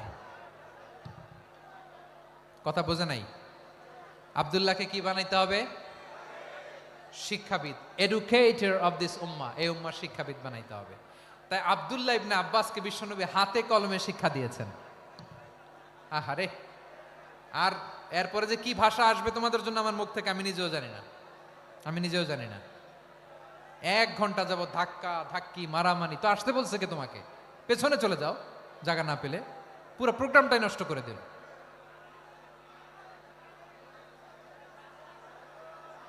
জি, আমার দিকে তাকান, আমি শেষ করে দিচ্ছি। হবে না, ইন্টেলেকচুয়াল আলোচনা এখানে হবে না, আমি বুঝতে পারছি, আমি শেষ করে দিচ্ছি। আব্দুল্লাহ ইবনে আব্বাস রাদিয়াল্লাহু তাআলা আনহু, মনোযোগ দিয়ে কয়েকটা মিনিট শুনুন, আমি এখনই শেষ করে দিচ্ছি, এরপর আওয়াজ করবে। এই যে এগুলো কি আমি বুঝলাম না। আমি বললাম না সব করা যাবে, বসে যাও, শুয়ে যাও, চলে যাও, আওয়াজ করা যাবে না। অন্যকে বসো এটাও বলার দরকার নাই, জাস্ট এদিকে তাকাও। আল্লাহ। আব্দুল্লাহ ইবনে আব্বাস রাদিয়াল্লাহু তাআলা আনহু, উনাকে বিশ্বনবী হাতে কলমে শিক্ষা দিয়েছেন, যেহেতু উম্মতের শিক্ষাবিদ হবেন, এডুকেটর হবেন। তো বিশ্বনবী রাতে যখন তাহাজ্জুদ পড়তেন, ছোট্ট আব্দুল্লাহ ঘরে থাকতো। বুঝতে পেরেছেন? ছোট্ট মানুষ তো ঘরে থাকতো। তো বিশ্বনবী তাহাজ্জুদের জন্য একবার দাঁড়িয়েছেন, ছোট্ট আব্দুল্লাহ ওযু করে দাঁড়াইছে। আচ্ছা বলেন তো, ইমাম আর মুসল্লি মোট যদি 2 জন হয়, একজন ইমাম একজন মুসল্লি, তো মুসল্লি ইমামের কোন দিকে দাঁড়াবে? ডানে দাঁড়াবে। ছোট্ট আব্দুল্লাহ বোঝে নাই, বিশ্বনবী তাহাজ্জুদ শুরু করেছেন, উনি ইক্তেদা করছেন আর দাঁড়াইছেন বায়ে। কোথায় দাঁড়িয়েছেন? আব্দুল্লাহ বলেন, যখন আমি বায়ে দাঁড়ালাম, আখাযা রাসূলুল্লাহ সাল্লাল্লাহু আলাইহি ওয়াসাল্লাম উযুনি আল ইউমনা ইয়াফতিলুহা, বিশ্বনবী নামাজরত অবস্থায় আমার কান ধরে টেনে আমার ডান দিকে এনে দাঁড় করায় দিলেন। পড়েন সুবহানাল্লাহ। দেখেন, হাতে কলমে শিক্ষা। আর জীবনে ভুল হবে? কথা কয় না, আর ভুল হবে? আর ভুল হবে না। এভাবে বিশ্বনবীর অনেক সঙ্গ পেয়েছেন, সফর করেছেন, একই বাহনে বসেছেন, এক বাহনে বসে লম্বা নসিহত করেছেন, বলেছেন, ইয়া গোলাম ইহফাজিল্লাহ ইয়াহফাজকা, ইহফাজিল্লাহ তাজিদহু তুজাহাক, ইযা সাআলতা ফাসআলিল্লাহ ওয়া ইযা ইসতাআনতা ফাসতাইন বিল্লাহ। আল্লাহর বিধান মানো, আল্লাহর বিধান রক্ষা করো, আল্লাহ তোমায় রক্ষা করবে। আব্দুল্লাহ, চাইতে হলে আল্লাহর কাছে চাও, সাহায্য চাইতে হলে আল্লাহর কাছে সাহায্য চাও। মনে রাখো, গোটা বিশ্বের সবাই যদি তোমার সাহায্য করতে চায়, ততটুকুই করতে পারবে যতটুকু আল্লাহ তোমার নসিবে রেখেছে। গোটা বিশ্ব যদি তোমার বিরুদ্ধে ষড়যন্ত্রে দাঁড়িয়ে যায়, ক্ষতি ততটুকু করতে পারবে যতটুকু তোমার জন্য বরাদ্দ আছে, এর বাইরে কিছু করতে পারবে না। আওয়াজ করে বলেন ঠিক কিনা? এভাবে হাতে কলমে শিখিয়েছেন, বিশ্বনবীর সঙ্গ পেয়েছেন। উনাকে বিষ্ণু ইসলাম শিক্ষাবিদ, এডুকেটর অফ দিস উম্মাহ হিসেবে সিলেক্ট করেছেন, হাতে কলমে শিখিয়েছেন। বিশ্বনবী একবার প্রকৃতির ডাকে সাড়া দিয়ে এসেছেন। এখন কি করতে হবে? নামাজের জন্য অজু করতে হবে। বিশ্বনবী এসেই দেখেন অজুর বদনায় পানি ভরা, খুশি হয়ে গেলেন, বললেন, কে রেখেছে পানি? একজন বলল, আব্দুল্লাহ রেখেছে। বিশ্বনবী অত্যন্ত খুশি হলেন, খুশি হয়ে একটা দোয়া করলেন, বললেন, আল্লাহুম্মা ফাক্কিহু ফিদ্দীন ওয়া আল্লিমহু তা'ওয়ীল। আল্লাহ, তুমি আব্দুল্লাহকে দ্বীনের বুঝ দিও আর কোরআনের তাফসির শিক্ষা দিও। বিশ্বনবীর এই দোয়া এমন লাগছে, উনি রাইসুল মুফাসসিরিন, এই পৃথিবীতে যত মুফাসসির ছিল, যত মুফাসসির আসবে, সকল মুফাসসিরের সম্রাট হিসেবে স্বীকৃত হয়েছেন আব্দুল্লাহ ইবনে আব্বাস। বিশ্বনবী ওনারা আজান শিখান নাই, বিশ্বনবী ওনারা ল্যাঙ্গুয়েজ শিখান নাই, বিশ্বনবী ওনারা অ্যাম্বাসাডার বানান নাই, হাতে কলমে শিক্ষা দিয়েছেন। ছোট্ট মানুষ, বিশ্বনবী ইন্তেকাল করলেন, আবু বকরের সময় গেল, ওমরে ফারুকের খেলাফত, তখনও তিনি তরুণ। ওমরে ফারুক রাদিয়াল্লাহু তাআলা আনহু ওনার ক্যাবিনেট মিনিস্ট্রির বৈঠকে এ আব্দুল্লাহ ইবনে আব্বাসকে পাশ দিয়ে বসায় রাখতেন। বয়স্ক সাহাবারা এটা পছন্দ করতো না, তারা বলতো, ঘটনা কি? আব্দুল্লাহর মতো ছেলে নাতি আমাদের আছে, এরা কেন রাখে ওমরে ফারুক? ওমরে ফারুক এটা টের পেলেন, তিনি বুঝতে পারলেন যে ক্যাবিনেট মেম্বাররা এটা পছন্দ করে না, ছোট্ট আব্দুল্লাহরা কেন রাখি, কেন যে রাখি, এটা একদিন বুঝাবো। একদিন মিটিংয়ে তিনি সবাইকে বললেন, ইদা জাআ নাসরুল্লাহি ওয়াল ফাতহ। এই আয়াত দ্বারা উদ্দেশ্য কি বলেন তো মুরব্বী সাহাবীরা? এক সাহাবী বলেন, এই সূরা দ্বারা উদ্দেশ্য, আল্লাহ বলেছেন আমাদেরকে বিভিন্ন ল্যান্ড, বিভিন্ন এলাকা বিজয় করতে হবে। ওমরে ফারুক বললেন না, হয়নি। আরেকজন বললেন বিজয় হওয়ার পর আমাদের বেশি বেশি আল্লাহর বরত্বের ঘোষণা দিতে হবে, এটা উদ্দেশ্য। ওমরে ফারুক বললেন না, হয় নাই। যারা জিজ্ঞেস করেন কেউ পারে না। সব শেষে বিশ্বনবী ছোট্ট আব্দুল্লাহরে বলেন, আব্দুল্লাহ, ইদা জা নাসরুল্লাহি ওয়াল ফাত, এর দ্বারা উদ্দেশ্য কি বলো তো? ছোট্ট আব্দুল্লাহ বলেন, হুয়া আজালু রাসূলিল্লাহ, এই আয়াত দ্বারা বিশ্বনবীর বিদায়কে উদ্দেশ্য নেওয়া হয়েছে। ওমরে ফারুক বললেন, হাদা হুয়া, এটাই তো সঠিক উত্তর, এটাই সঠিক তাফসীর এই আয়াতের। কারণ ইদা জা নাসরুল্লাহি ওয়াল ফাত, যখন আল্লাহর সাহায্য আর বিজয় আসবে, ওয়া রাআইতান নাসা ইয়াদখুলুনা ফি দীনিল্লাহি আফওয়াজা, আপনি দেখবেন দলে দলে ঢলে ঢলে বানের পানির মতো মানুষ ইসলামের দিকে ঢুকতেছে, ইসলামের বিজয় হয়েছে। তো ইসলামের বিজয়ের মিশন নিয়ে নবী আসছে, বিজয়ী যখন হয়ে গেছে এখন তো নবীর বিদায় হবে। জোরে বলেন ঠিক কিনা? কোন সাহাবী এই সূক্ষ্ম কথাটা ধরতে পারে নাই, ওই আব্দুল্লাহ ছাড়া। আব্দুল্লাহ যখন উত্তর দিছে, সব সাহাবীদের টনক নড়েছে। এরপর থেকে কোনো ক্যাবিনেট মিটিং এ আর কোনো সাহাবারা কোনো প্রশ্ন করে নাই, আওয়াজ করে পড়েন সুবহানাল্লাহ। বিশ্বনবী আব্দুল্লাহ ইবনে আব্বাসকে দ্য এডুকেটর অফ দ্য উম্মাহ, উম্মার শিক্ষাবিদ হিসেবে গ্রহণ করেছেন। আওয়াজ করে পড়তে হবে আল্লাহু আকবার। সাহাবীদের নামগুলো মনে থাকবে? এক নম্বরে আবু মাহজুরা, মুয়াজ্জিন বানাইছেন। যায়েদ ইবনে সাবিত, দোভাষী, ট্রান্সলেটর অফ প্রফেট, এবং তিনি ছিলেন বিশ্বনবীর ব্যক্তিগত সচিব। Musab ibn Umair, the first ambassador and diplomat of Islam. Abdullah ibn Abbas, এই উম্মার সবচেয়ে বড় এডুকেটর, শিক্ষাবিদ। আরেকজন ছিল আব্দুল্লাহ ইবনে মাসউদ রাদিয়াল্লাহু তাআলা। দুই আব্দুল্লাহ, আব্বাস গেল, আরেকজন হচ্ছে মাসউদ। মক্কার তরুণ, ছাগল পালতো মুশরিকের। বিশ্বনবী আর আবু বকর রাদিয়াল্লাহু তাআলা আনহু একবার গেলেন, যে দেখে এই তরুণ দাঁড়ায় আছে। বিশ্বনবী বলেন, আমি খুব ক্ষুধার্ত, তোমার কাছে কি দুধ আছে ছাগলের? আব্দুল্লাহ ইবনে মাসউদ বলে, আছে। ওয়ালাকিন আনা মুতামান, কিন্তু যে দুধ আছে এটা আমানতের, আমি দিতে পারবো না। বিশ্বনবী এইটা শুনেই তারা টার্গেট করে ফেলছে। আনা মুতামান, দুধ আছে কিন্তু এটা আমার মালিকের, আমি তো দরদ দেখাই, আমার মালিকের দুধ আপনি পথিক, আপনারে দিতে পারি না। বিশ্বনবী টার্গেট করে ফেলছেন, এরে আমার কাজে লাগাইতে হবে। বিশ্বনবী বলেন, আচ্ছা ঠিক আছে, দুধ দিও না, কিন্তু এমন ছাগি আছে কিনা যেই ছাগির সাথে কোনো ছাগলের মিলন হয় নাই, তার ওলানে দুধও আসে নাই, বাচ্চাও নাই, এরকম ছাগির থেকে যদি আমি দুধ খাই তাহলে তো সমস্যা নাই। বলতেছে, এরকম ছাগির থেকে দুধ খাইলে সমস্যা নাই, কারণ এরকম ছাগির ওলান থেকে দুধ আসবেও না। বলতেছে, ঠিক আছে, এরকম একটা ছাগি নিয়ে আস। নিয়ে আসা হলো। বিশ্বনবী বিসমিল্লাহ বলে ওই ছাগির ওলানে হাত দিলেন। হাত দিতে দেরি, পুরো ওলানটা দুধে ভরে যেতে দেরি হয় না। বিশ্বনবী আর আবু বকর রাদিয়াল্লাহু তাআলা আনহু দহন করে পেট ভরে খেলেন। এই দৃশ্য আব্দুল্লাহ ইবনে মাসউদের হৃদয়ে দাগ কাটলো। এই মুজিজা দেখে তিনি বললেন, আশহাদু আল্লা ইলাহা ইল্লাল্লাহ ওয়া আশহাদু আন্না মুহাম্মাদুর রাসূলুল্লাহ। তিনি ষষ্ঠ মুসলিম ছিলেন, 6 নম্বর মুসলমান। ওনাকে টার্গেট করে বিশ্বনবী দেখলেন এমন ইন্টেলেকচুয়াল ব্রেন, উনি সূক্ষ্ম সূক্ষ্ম জিনিস বুঝে বেশি, ফিকহি জ্ঞান ওনার মধ্যে বেশি।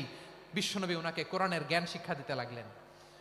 উনি বিশ্বনবী সবার কাছে কোরআন শোনায়, কিন্তু বিশ্বনবী নিজে আব্দুল্লাহ ইবনে মাসউদের কাছ থেকে কোরআন শুনতো। বিশ্বনবী একবার বললেন, ইকরা আলাইয়া ইয়া মাসউদ। ইবনে মাসউদ, একবার শোনাও তো কোরআন দেখি। আব্দুল্লাহ ইবনে মাসউদ বলে, আকরাউ আলাইকা ওয়া আলাইকা উনজিল। নবী, আপনার উপর কোরআন নাজিল হয় আর আমি আপনার সামনে কোরআন পড়ব। বিশ্বনবী বললেন, ইন্নী উহিব্বু আন আসমাআহু মিন গায়রি। আমি নিজে পড়তে যেমনি ভালোবাসি, অন্যে পড়ুক আমি শুনবো, এটাও আমি ভালোবাসি। সূরা নিসা তিনি তেলাওয়াত করে শুনিয়েছেন। এমন সূক্ষ্ম সূক্ষ্ম বিষয় বিশ্বনবী উনাকে ধরিয়ে দিয়েছেন। উনি হয়ে গিয়েছেন, আব্দুল্লাহ ইবনে আব্বাস হয়েছেন রাইসুল মুফাসসিরিন, উনি হয়ে গিয়েছেন ফাকিহুল উম্মাহ। ওনার চাইতে বড় ফকি এই পৃথিবী আর দেখবে না। চিল্লায় বলেন সুবহানাল্লাহ। উনি বলতেন, ওয়াল্লাহি ওয়াল্লাহি ইল্লাযী লা ইলাহা গায়রু মা উনজিলাত সূরাতুন ইল্লা ওয়া আনা আ'লামু আইনা উনজিলাত ওয়া ফীমা উনজিলাত। বিশ্বনবী এমন ভাবে কোরআনের দার্স আমাকে দিয়েছেন, কোরআনে যত সূরা নাজিল হয়েছে, যেখানে নাজিল হোক না কেন আমি জানি এটা কোথায় নাজিল হয়েছে এবং কোন প্রেক্ষাপটে নাজিল হয়েছে। এমন একটা সূরা নাই যে সূরার কোথায় নাজিল হয়েছে আমি মাসুদের জানা নাই, কোন প্রেক্ষাপটে নাজিল হয়েছে আমার জানা নাই। এরকম ঘটবে না। চিল্লায় বলেন আল্লাহু আকবার। এই আব্দুল্লাহ ইবনে মাসউদ রাদিয়াল্লাহু তাআলা আনহু ওমর ফারুকের সময় কুফার চিফ জাস্টিস ছিলেন। কুফা নগরীর চিফ জাস্টিস। চিফ জাস্টিস বুঝেন নাই? বিচারপতি। কি ছিলেন? সবাই বলে নাই, কি ছিলেন? বিচারপতি ছিলেন। এবং ওনার যে ফিকহি জ্ঞানের ধারা, এটাই আলকামা, ইব্রাহিম আন-নাখাই, হাম্মাদ ইবনে সুলাইমান হয়ে ইমাম আবু হানিফা পর্যন্ত পৌঁছেছে এবং ওনার ফিকহি জ্ঞানের ধারাই হানাফি মাযহাবে অ্যাকসেপ্ট হয়েছে। আজও এগুলো হানাফি মাযহাবে চর্চিত হয়। হানাফি মাযহাবের সব ফিক আব্দুল্লাহ ইবনে মাসউদের ফিকহি জ্ঞানের ধারা থেকে নেওয়া হয়েছে। চিল্লায় পড়েন সুবহানাল্লাহ। তাহলে উনাকে বিশ্বনবী বানিয়েছেন জুরিস্ট, আইনবিদ, ফকিহ। উনারে আজান শিখান নাই। হিউম্যান রিসোর্স ডেভেলপমেন্ট কিভাবে করবেন, মানব সম্পদের উন্নয়ন কিভাবে করতে হয়, কিভাবে যার যেখানে প্রতিভা কাজে লাগাতে হয় উনি দেখিয়েছেন। সুবহানাল্লাহ পড়বেন না? খালিদ বিন ওয়ালিদ নাম শুনছেন? কে কে শোনেন নাই হাত তোলেন। কি ছিলেন? বীর যোদ্ধা ছিলেন খালিদ বিন ওয়ালিদ। কিন্তু তিনি ইসলাম ধর্ম গ্রহণ করেছেন অনেক দেরিতে, 8ম হিজরিতে। তার মানে 8ম হিজরির আগে উনি মুশরিকদের পক্ষে লড়াই করেছেন। ওনার হাতে কত মুসলিম সাহাবী যে নিহত হয়েছে হিসাব নাই। বিশ্বনবী টার্গেট করে রাখছে, তুমি আমাদের মুসলিমদের এত ক্ষতি করলা, তুমি যখন মুসলমান হবা তোমারে দিয়ে আমি এমন কাম করামু যে এটা আর কেউ করতে পারবে না। সুবহানাল্লাহ নাই? যশোর ক্লান্ত হয়ে গেছে।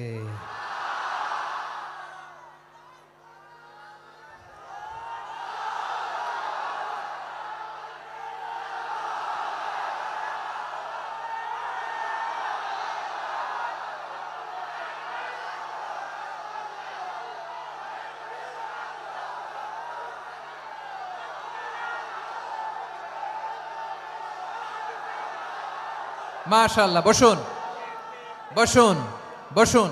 খালিদ বিন ওয়ালিদ রাদিয়াল্লাহু তাআলা আনহু 8ম হিজরিতে মুসলিম হয়েছেন, মক্কা বিজয়ের আগে। তো মক্কা বিজয়ের আগে যখন মুসলিম হয়েছেন, এর আগে কি করছেন? কাফিরদের সাথে যুদ্ধ করেছেন।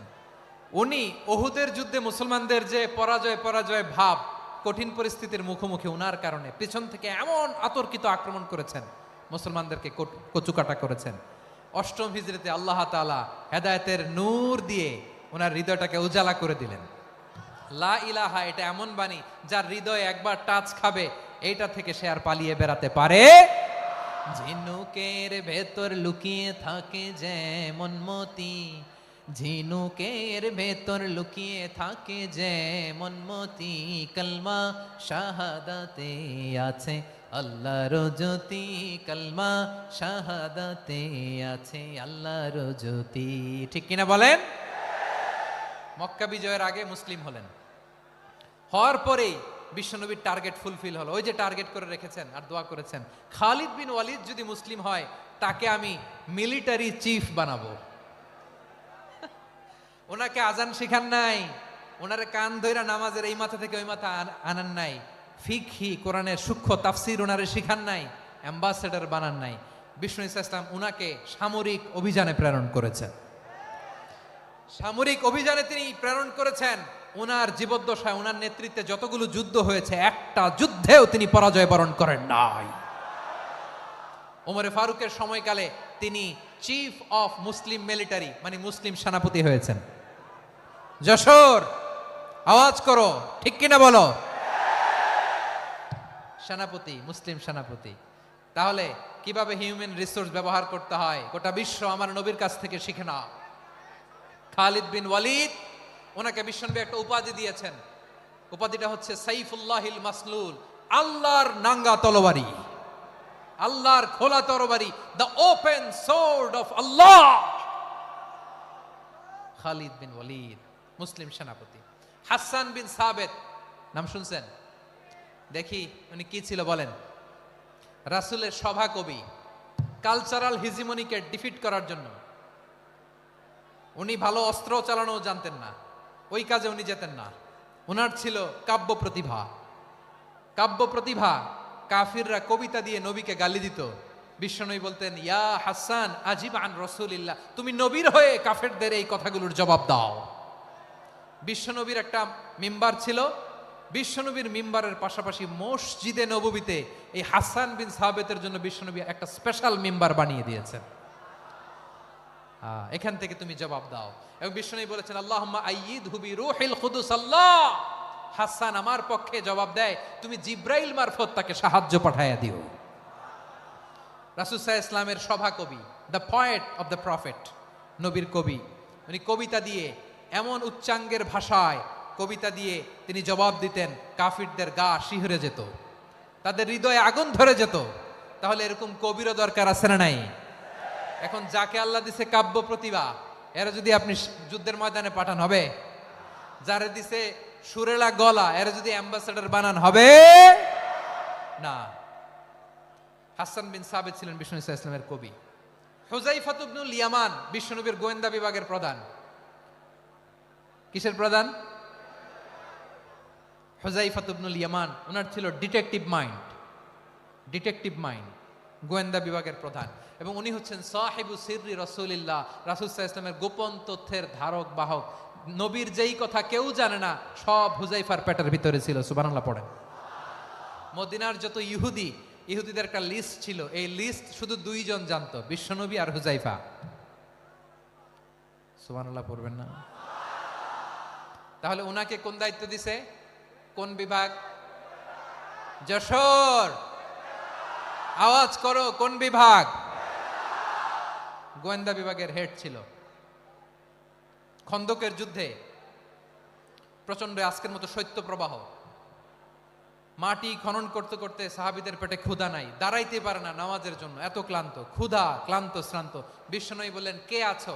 এই কঠিন শীত, এই ভয় আর ক্ষুধার মধ্যেও খন্দকের পরীক্ষার টপকে শত্রু শিবিরে যে আমাকে তথ্য দিবা, কে আছো? কারো গায়ে শক্তিই নাই যে দাঁড়াবে, কেউ দাঁড়ায় না। বিশ্বনবী তখন নিজে হুযায়ফাকে ডাক দিলেন, হুযায়ফা, যে আমাকে আজকে শত্রু শিবিরের তথ্য এনে দিবে, সে জান্নাতে আমার মোরাফাকা, আমার সঙ্গী হবে। হুযায়ফা রাদিয়াল্লাহু ইবনুল ইয়ামান জীবনের ঝুঁকি নিয়ে এই ক্ষুধা, শৈত্য প্রবাহ, কোল্ড ওয়েভসকে উপেক্ষা করে পরীক্ষা টপকে শত্রু শিবিরে যে সবার কথাগুলো চুপে চুপে শুনে বিশ্বনবীর দরবারে এসে গোয়েন্দাদের মতো তথ্য সরবরাহ করেছে। বিশ্বনবীর গোয়েন্দা বিভাগের প্রধান হুযায়ফা ইবনুল ইয়ামান ইন্টেলিজেন্স বিভাগ চালাতেন। মুনাফিকদের নাম ওনার কাছে ছিল। মুআয ইবনে জাবাল মদিনা রাষ্ট্রের সবচেয়ে সিনিয়র আমলা ছিলেন। আমলাতন্ত্র চিনেন তো? প্রশাসনিক কাজ যারা চালায়, অ্যাডমিনিস্ট্রেশন বুঝেন না? The department of administration. মদিনার রাষ্ট্রের সিনিয়র আমলা মুআয ইবনে জাবাল মুতাখাসসিসুন ফিল হালাল ওয়াল হারাম, হালাল হারামের স্পেশালিস্ট ছিলেন। বিশ্বনবী উনাকে ইয়ামানের গভর্নর করে পাঠাইছেন। বলেছেন, ইন্নাকা তা'তি কওমান আহলা কিতাব, এমন গোষ্ঠীর কাছে যাবা এরা ইহুদি নাসারা, আগে শাহাদা পড়লে এরপরে নামাজের দাওয়াত দিও, নামাজ পড়লে যাকাতের দাওয়াত দিও। গভর্নরের অ্যাটিটিউড যেমন থাকে তেমন অ্যাটিটিউড ধরে রেখো। সুবহানাল্লাহ পড়েন। তাহলে মুআয ইবনে জাবালকে দিয়ে বিশ্বনবী কবিতা লেখায় নাই, চিঠি লেখায় নাই, আজান দেওয়ায় নাই। সুবহানাল্লাহ পড়বেন না? সব শেষ সাহাবী বলি আবু হুরায়রা রাদিয়াল্লাহু তাআলা আনহু। নাম শুনছেন? বিড়ালের বাবা। কি করতেন? খালি হাদিস মুখস্থ করতেন। উনি বলতেন, আলজামু রাসূলুল্লাহ আলা মিল ইবাতনি, আমার শুধু পেটের ক্ষুধার বন্দোবস্ত হইলে আমি নবীর সঙ্গ ছাড়তাম না। আমার আনসার সাহাবারা ক্ষেত খামারের কাজ করত, আমার মুহাজির সাহাবারা ব্যবসা করত, আর আমি নবীর সাথে সাথে থাকতাম। শুধু সকাল বিকাল দুই বেলা যদি আমার খাবারের বন্দোবস্ত হয়, আমি আর নবীর লক ছাড়ি না। সুবহানাল্লাহ কইবেন না? 5374টা হাদিস তিনি বর্ণনা করেছেন। সবচেয়ে বেশি হাদিস বর্ণনাকারী সাহাবী। হাদিস প্রিজার্ভেশনের কাজে বিশ্বনবী ওনাকে কাজে লাগিয়েছেন। উনি একদিন বলেন, ইয়া রাসূলুল্লাহ আসমাউ মিনকা কাসীরান ফালা আহফাজু, নবী অনেক কথা শুনি আমার মনে থাকে না। বিষ্ণু বললেন, তাই? উবসুত রিদাক, তোমার চাদরটা বিছাও। আবু হুরায়রা বিছালেন, বিশ্বনবী হাত বুলায় দিলেন, এরপরে অনেক হাদিস বর্ণনা করলেন। আবু হুরায়রা বলে, তারপর থেকে বিশ্বনবী যাই বর্ণনা করে আমি শুনি আর একটাও ভুলি না। এখন সুবহানাল্লাহ। বিশ্বনবী ওনাকে হাদিস প্রিজার্ভেশন, নবীর এই যে লক্ষ্য হাদিস প্রিজার্ভেশনের এই দায়িত্ব দিয়েছেন সাইয়েদনা আবু হুরায়রা রাদিয়াল্লাহু তাআলা আনহুকে। প্রিয় ভাইরা, তাহলে 10 জন সাহাবীর কথা যে বললাম, আপনারা কি খেয়াল করেছেন কত বড় ট্যালেন্ট হান্টার, চৌকস ট্যালেন্ট হান্টার ছিল আমার নবী। এক একজনের এক এক ট্যালেন্ট, এক এক কাজে অ্যাসাইন করেছেন, এক একজনকে এক এক দায়িত্ব দিয়েছেন, এক একজনের প্রতিভাকে এক একভাবে বিকশিত হওয়ার সুযোগ দিয়েছেন। আওয়াজ করে বলেন ঠিক কি না? এখন আমার পর্দার আড়ালে আমার মায়েরা বলবে, এতগুলো পুরুষ সাহাবীর কথা বললো, নারী সাহাবীরা কি কিছু করে নাই? হ্যাঁ, একজন নারী সাহাবীর কথা বলে মোনাজাত হবে, দোয়া ছাড়া কেউ যাব না। রুফাইদা আল আসলামিয়া রাদিয়াল্লাহু তাআলা আনহা, ওনার বাবার নাম সাআদ আল আসলামি। বিশ্বনবী কি খেয়াল করলেন দেখেন, সাআদ ছিল মদিনার বড় ডাক্তার। এই নারী সাহাবী রুফাইদা বাবার কাছ থেকে চিকিৎসা বিদ্যা শিখেছেন। যখন শিখছে, বিশ্বনবী দেখলেন আমার তো প্রতি সপ্তাহে সপ্তাহে যুদ্ধে আহত সাহাবীদের সেবা দিবে কে? বিশ্বনবী রুফাইদাকে বললেন, রুফাইদা তুমি মসজিদে নববীর পাশে একটা মেডিকেল ক্যাম্প করো। এই যে সাকিনা আদ্দিন মেডিকেলের আমার ছাত্রী বন্ধুরা, শুনে রাখো, তোমাদের আইকন হচ্ছে এই রুফাইদা আল আসলামিয়া। বিশ্বনবীর ডিরেকশন অনুযায়ী তিনি মসজিদে নববীর পাশে একটা মেডিকেল ক্যাম্প করলেন এবং আহত সাহাবাদের চিকিৎসা উনি ওনার টিম নিয়ে দিতেন। বিশ্বনবীর পরামর্শে উনি আনসারি এবং মুহাজির মহিলা সাহাবীদেরকে নিয়ে একটা স্পেশাল মেডিকেল টিম গঠন করলেন। খায়বার যুদ্ধে 7ম হিজরিতে যখন বিশ্বনবী যায়, উনি ওনার টিম নিয়ে আসলেন, বললেন, ইয়া রাসূলুল্লাহ, আমরা তো তলোয়ার চালাতে পারি না, আমরা তো তীর মারতে পারি না, আপনি যদি অনুমতি দেন খায়বার অভিযানে আমি আমার টিম নিয়ে মেডিকেল টিমের সেবাটা সার্ভিসটা দিতে চাই। পড়েন সুবহানাল্লাহ। বিশ্বনবী অনুমতি দিলেন, যোদ্ধা সাহাবীদের সাথে রুফাইদা আল আসলামিয়া উনিও মেডিকেল টিম নিয়ে অগ্রসর হলেন। খায়বারের প্রতিটা আহত ইনজুর্ড সাহাবী যারা ইনজুরি শিকার হয়েছেন সবাই রুফাইদা আল আসলামিয়ার এই মেডিকেল ক্যাম্প থেকে চিকিৎসা সহায়তা পেয়েছেন। সুবহানাল্লাহ পড়েন। দেখেন কিভাবে বিশ্বনবী ট্যালেন্ট বাছাই করতেন। আপনি অবাক হবেন, বাহরাইনের মেডিকেল ইউনিভার্সিটিতে রুফাইদা আল আসলামিয়া মেডিকেল প্রাইজ অ্যাওয়ার্ড প্রতি বছর দেয়া হয়। যদি 8 দিনের এই মেডিকেল আমার বোনেরা যদি জেনে থাকো জানো, না হলে নতুন করে জানো, সার্চ দিও রুফাইদা আল আসলামিয়া মেডিকেল অ্যাওয়ার্ড, বাহরাইনের ইউনিভার্সিটিতে দেয়া হয়। প্রিয় ভাইয়েরা, তাহলে আলোচনার সামারি আমরা করি। বিশ্বনবী যার যেখানে ট্যালেন্ট তাকে ওইখানে কাজে লাগাতেন। আওয়াজ করে বলেন ঠিক কিনা? এবার একটা ইন্টারভিউ হবে, আওয়াজ করে বলেন, আবু মাহজুরাকে বিশ্বনবী কি বানাইছেন? হ্যাঁ, ভুলে গেছেন? সামনের চুলে হাত দিয়ে বিশ্বনবী কি সুন্দর গলায় আজান শিখালেন, মুয়াজ্জিন। যায়েদ বিন সাবিতকে একাডেমিক প্রজেক্টের দায়িত্ব দিয়েছেন, তিনি ছিলেন বিশ্বনবীর দোভাষী ব্যক্তিগত সচিব। মুসাব ইবনে Umair, the first ambassador of Islam. Abdullah ibn Abbas, উম্মার বড় শিক্ষাবিদ মুফাসসির। আব্দুল্লাহ ইবনে মাসউদ ছিলেন জুরিস্ট। কি ছিলেন? জুরিস্ট ছিলেন, এই উম্মার সবচেয়ে বড় জুরিস্ট। খালিদ বিন ওয়ালিদ, সেনাপ্রধান। হাসান বিন সাবিত ছিলেন বিশ্বনবীর সভাকবি। কি ছিলেন? বিশ্বনবীর সভাকবি ছিলেন। এরপরে হুযায়ফা ইবনুল ইয়ামান কি ছিলেন?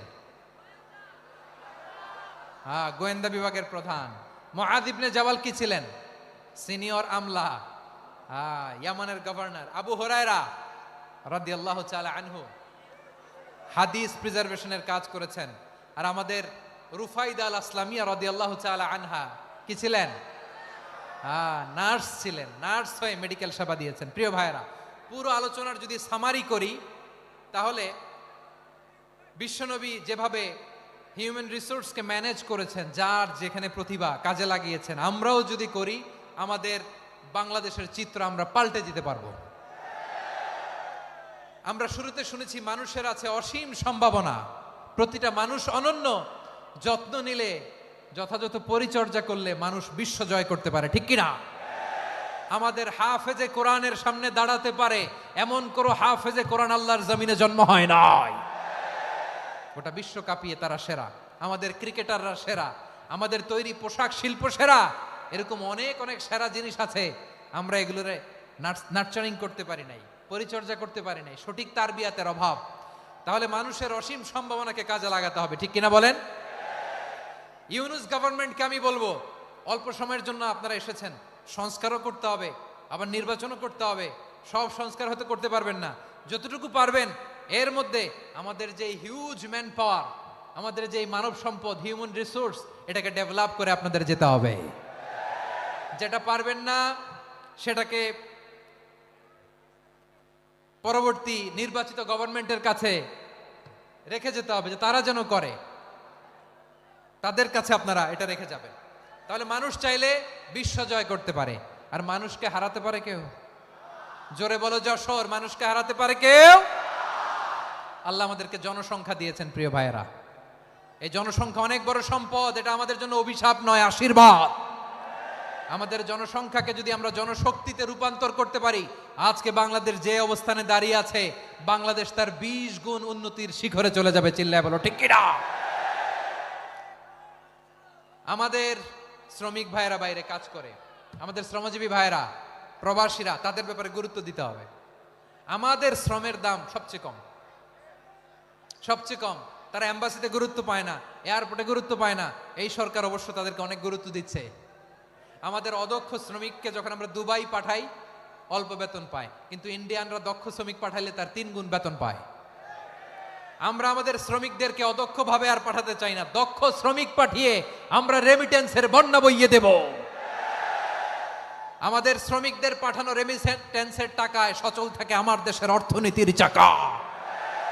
তাদেরকে সবচেয়ে গুরুত্ব দিতে হবে। আমরা পেয়েছি ফ্রিডম ফাইটার, মুক্তিযোদ্ধা, আর আমার প্রবাসী ভাইরা হচ্ছে রেমিটেন্স ফাইটার। জোরে বলো ঠিক কিনা? তাহলে আমাদের এই জনশক্তিকে জনসম্পদে ট্রান্সফর্ম করতে হবে, ঠিক কিনা বলেন? সরকার জনগণকে এভাবে পলিশ করতে হবে। মা বাবারা ছেলে মেয়েদের মধ্যে কার কোন যোগ্যতা তাকে ওইভাবে কাজে লাগাতে হবে। সবার এ প্লাস পাওয়ার কোনো দরকার নাই। আমাদের দেশে একটা টেন্ডেন্সি আছে, পরীক্ষায় এ প্লাস না পাইলে কই তুই কি করলি, পাশের বাড়ির ছেলে এ প্লাস পাইছে, যা ওর পা ধোয়া পানি খা। কি খা? তা আমি ভাবছি যে পা ধোয়া, এ প্লাস পাওয়া ছেলেদের পা ধোয়া পানির একটা পানির ব্র্যান্ড বানাইতে হবে। এরকম লেখা থাকবে, এ প্লাস পাওয়া ছেলেদের পা ধোয়া পানি। খাওয়া নাই, এগুলার খাওয়া নাই। ওরে আল্লাহ এ প্লাস পাওয়ার জন্য বানাইছে, আর আপনার ছেলেকে এই এ প্লাস গুলারে নিয়ন্ত্রণ করার জন্য আল্লাহ বানাইছে। ওকে দিয়ে আল্লাহ কি করবে আপনি জানেনই না। একটা এ প্লাস, একটা এ গ্রেড একটা মানুষের জীবনকে ঠিক করে দিতে পারে না। আপনার ছেলেকে আল্লাহ অন্যদিকে যোগ্যতা দিয়েছে। ওদের মনোবল ভাঙবেন না, খবরদার, খবরদার। ছেলে মেয়েদের মনোবল ভাঙবেন না। যাকে দিয়ে যেটা হবে তাকে দিয়ে সেটা করতে হবে, তার প্রতিভাকে সেভাবে কাজে লাগাতে হবে। তাহলে বাংলাদেশ, আমাদের এই জনসংখ্যা জনসম্পদে রূপান্তরিত হবে। আমাদের সরকারের তত্ত্বাবধানে আমাদের 18 কোটি জনগণ দক্ষ জনশক্তিতে রূপান্তরিত হোক। আমরা চাই কি চাই না? আমরা ভালো মানুষ, শ্রেষ্ঠ মানুষ হতে চাই কি চাই না? ওই জাপানিজদের মতো সৎ, ওই ইউরোপিয়ানদের মতো কালচার্ড। আমাদেরকে আল্লাহ তাআলা কোরআন সুন্নাহ অনেক কিছু দিয়েছেন। যেহেতু বর্তমানে আমরা দেখছি তারা সৎ, তাদের মধ্যে ভ্যালু আছে, সেগুলো আমাদের মধ্যে আনার দরকার আছে না নাই? আর ইসলাম দিয়ে আমাদের জীবনকে সাজাতে হবে, ইসলাম দিয়ে আমার পরিবারকে সাজাতে হবে। ইসলাম থেকে, কোরআন থেকে প্রেসক্রিপশন না নিলে জীবন সুন্দর হবে না। কোরআন থেকে প্রেসক্রিপশন না নিলে সমাজ সুন্দর হবে না। কোরআনের প্রেসক্রিপশন না মানলে রাষ্ট্র সুন্দর হবে না। কোরআনের প্রেসক্রিপশন অ্যাপ্লাই না করলে শুধু দুর্নীতি দমন কমিশন দিয়ে দুর্নীতি বন্ধ করা যাবে না। এজন্য কোরআনের আইন আমরা চাই কি চাই না? প্রিয় ভাইয়েরা, হিউম্যান রিসোর্স ডেভেলপমেন্ট, মানব সম্পদের উন্নয়ন, আমাদের সরকার যেন এদিকে নজর দেয়। আমরা যেন এ ব্যাপারে যত্নবান হয়ে উঠি। যাকে আল্লাহ যে যোগ্যতা দিয়েছে, এই যোগ্যতা দিয়ে আমরা যেন ইসলামের জন্য, দেশের জন্য কাজ করি। আমরা যেন আমাদের স্কিল ডেভেলপ করি, আমাদের পটেনশিয়ালকে ডেভেলপ করি। মোরালিটি, ভ্যালিউজ নিয়ে শায়েখ আহমদুল্লাহ আলোচনা করেছেন, এগুলো দিয়ে যেন আমরা আমাদেরকে সাজাই। আল্লাহ তাআলা আমাদের দেশকে তুমি নিরাপদ করো, আমরা পড়ি আমিন। আল্লাহ আমার 18 কোটি জনগণকে তুমি জনশক্তিতে রূপান্তরিত করো, আমিন। আল্লাহ আমরা হাতে হাত রেখে, কাঁধে কাঁধ মিলিয়ে ভাই ভাইয়ে যেন এই দেশকে গড়তে পারি, আল্লাহ তুমি তৌফিক দান করো, আমরা পড়ি আমিন। আমার প্রিয় মহিউদ্দিন ভাই বলেছেন, হুজুর এমন একটা ঘোষণাপত্র দিয়ে যাবেন আজকের এই ঐতিহাসিক যশোরের প্রোগ্রামে, যেটা গোটা বাংলাদেশে মানুষ এটার উপর আমল করে। আমি যে কথাটা বলেছি এটাই, আসুন আমরা আমাদের জনসংখ্যাকে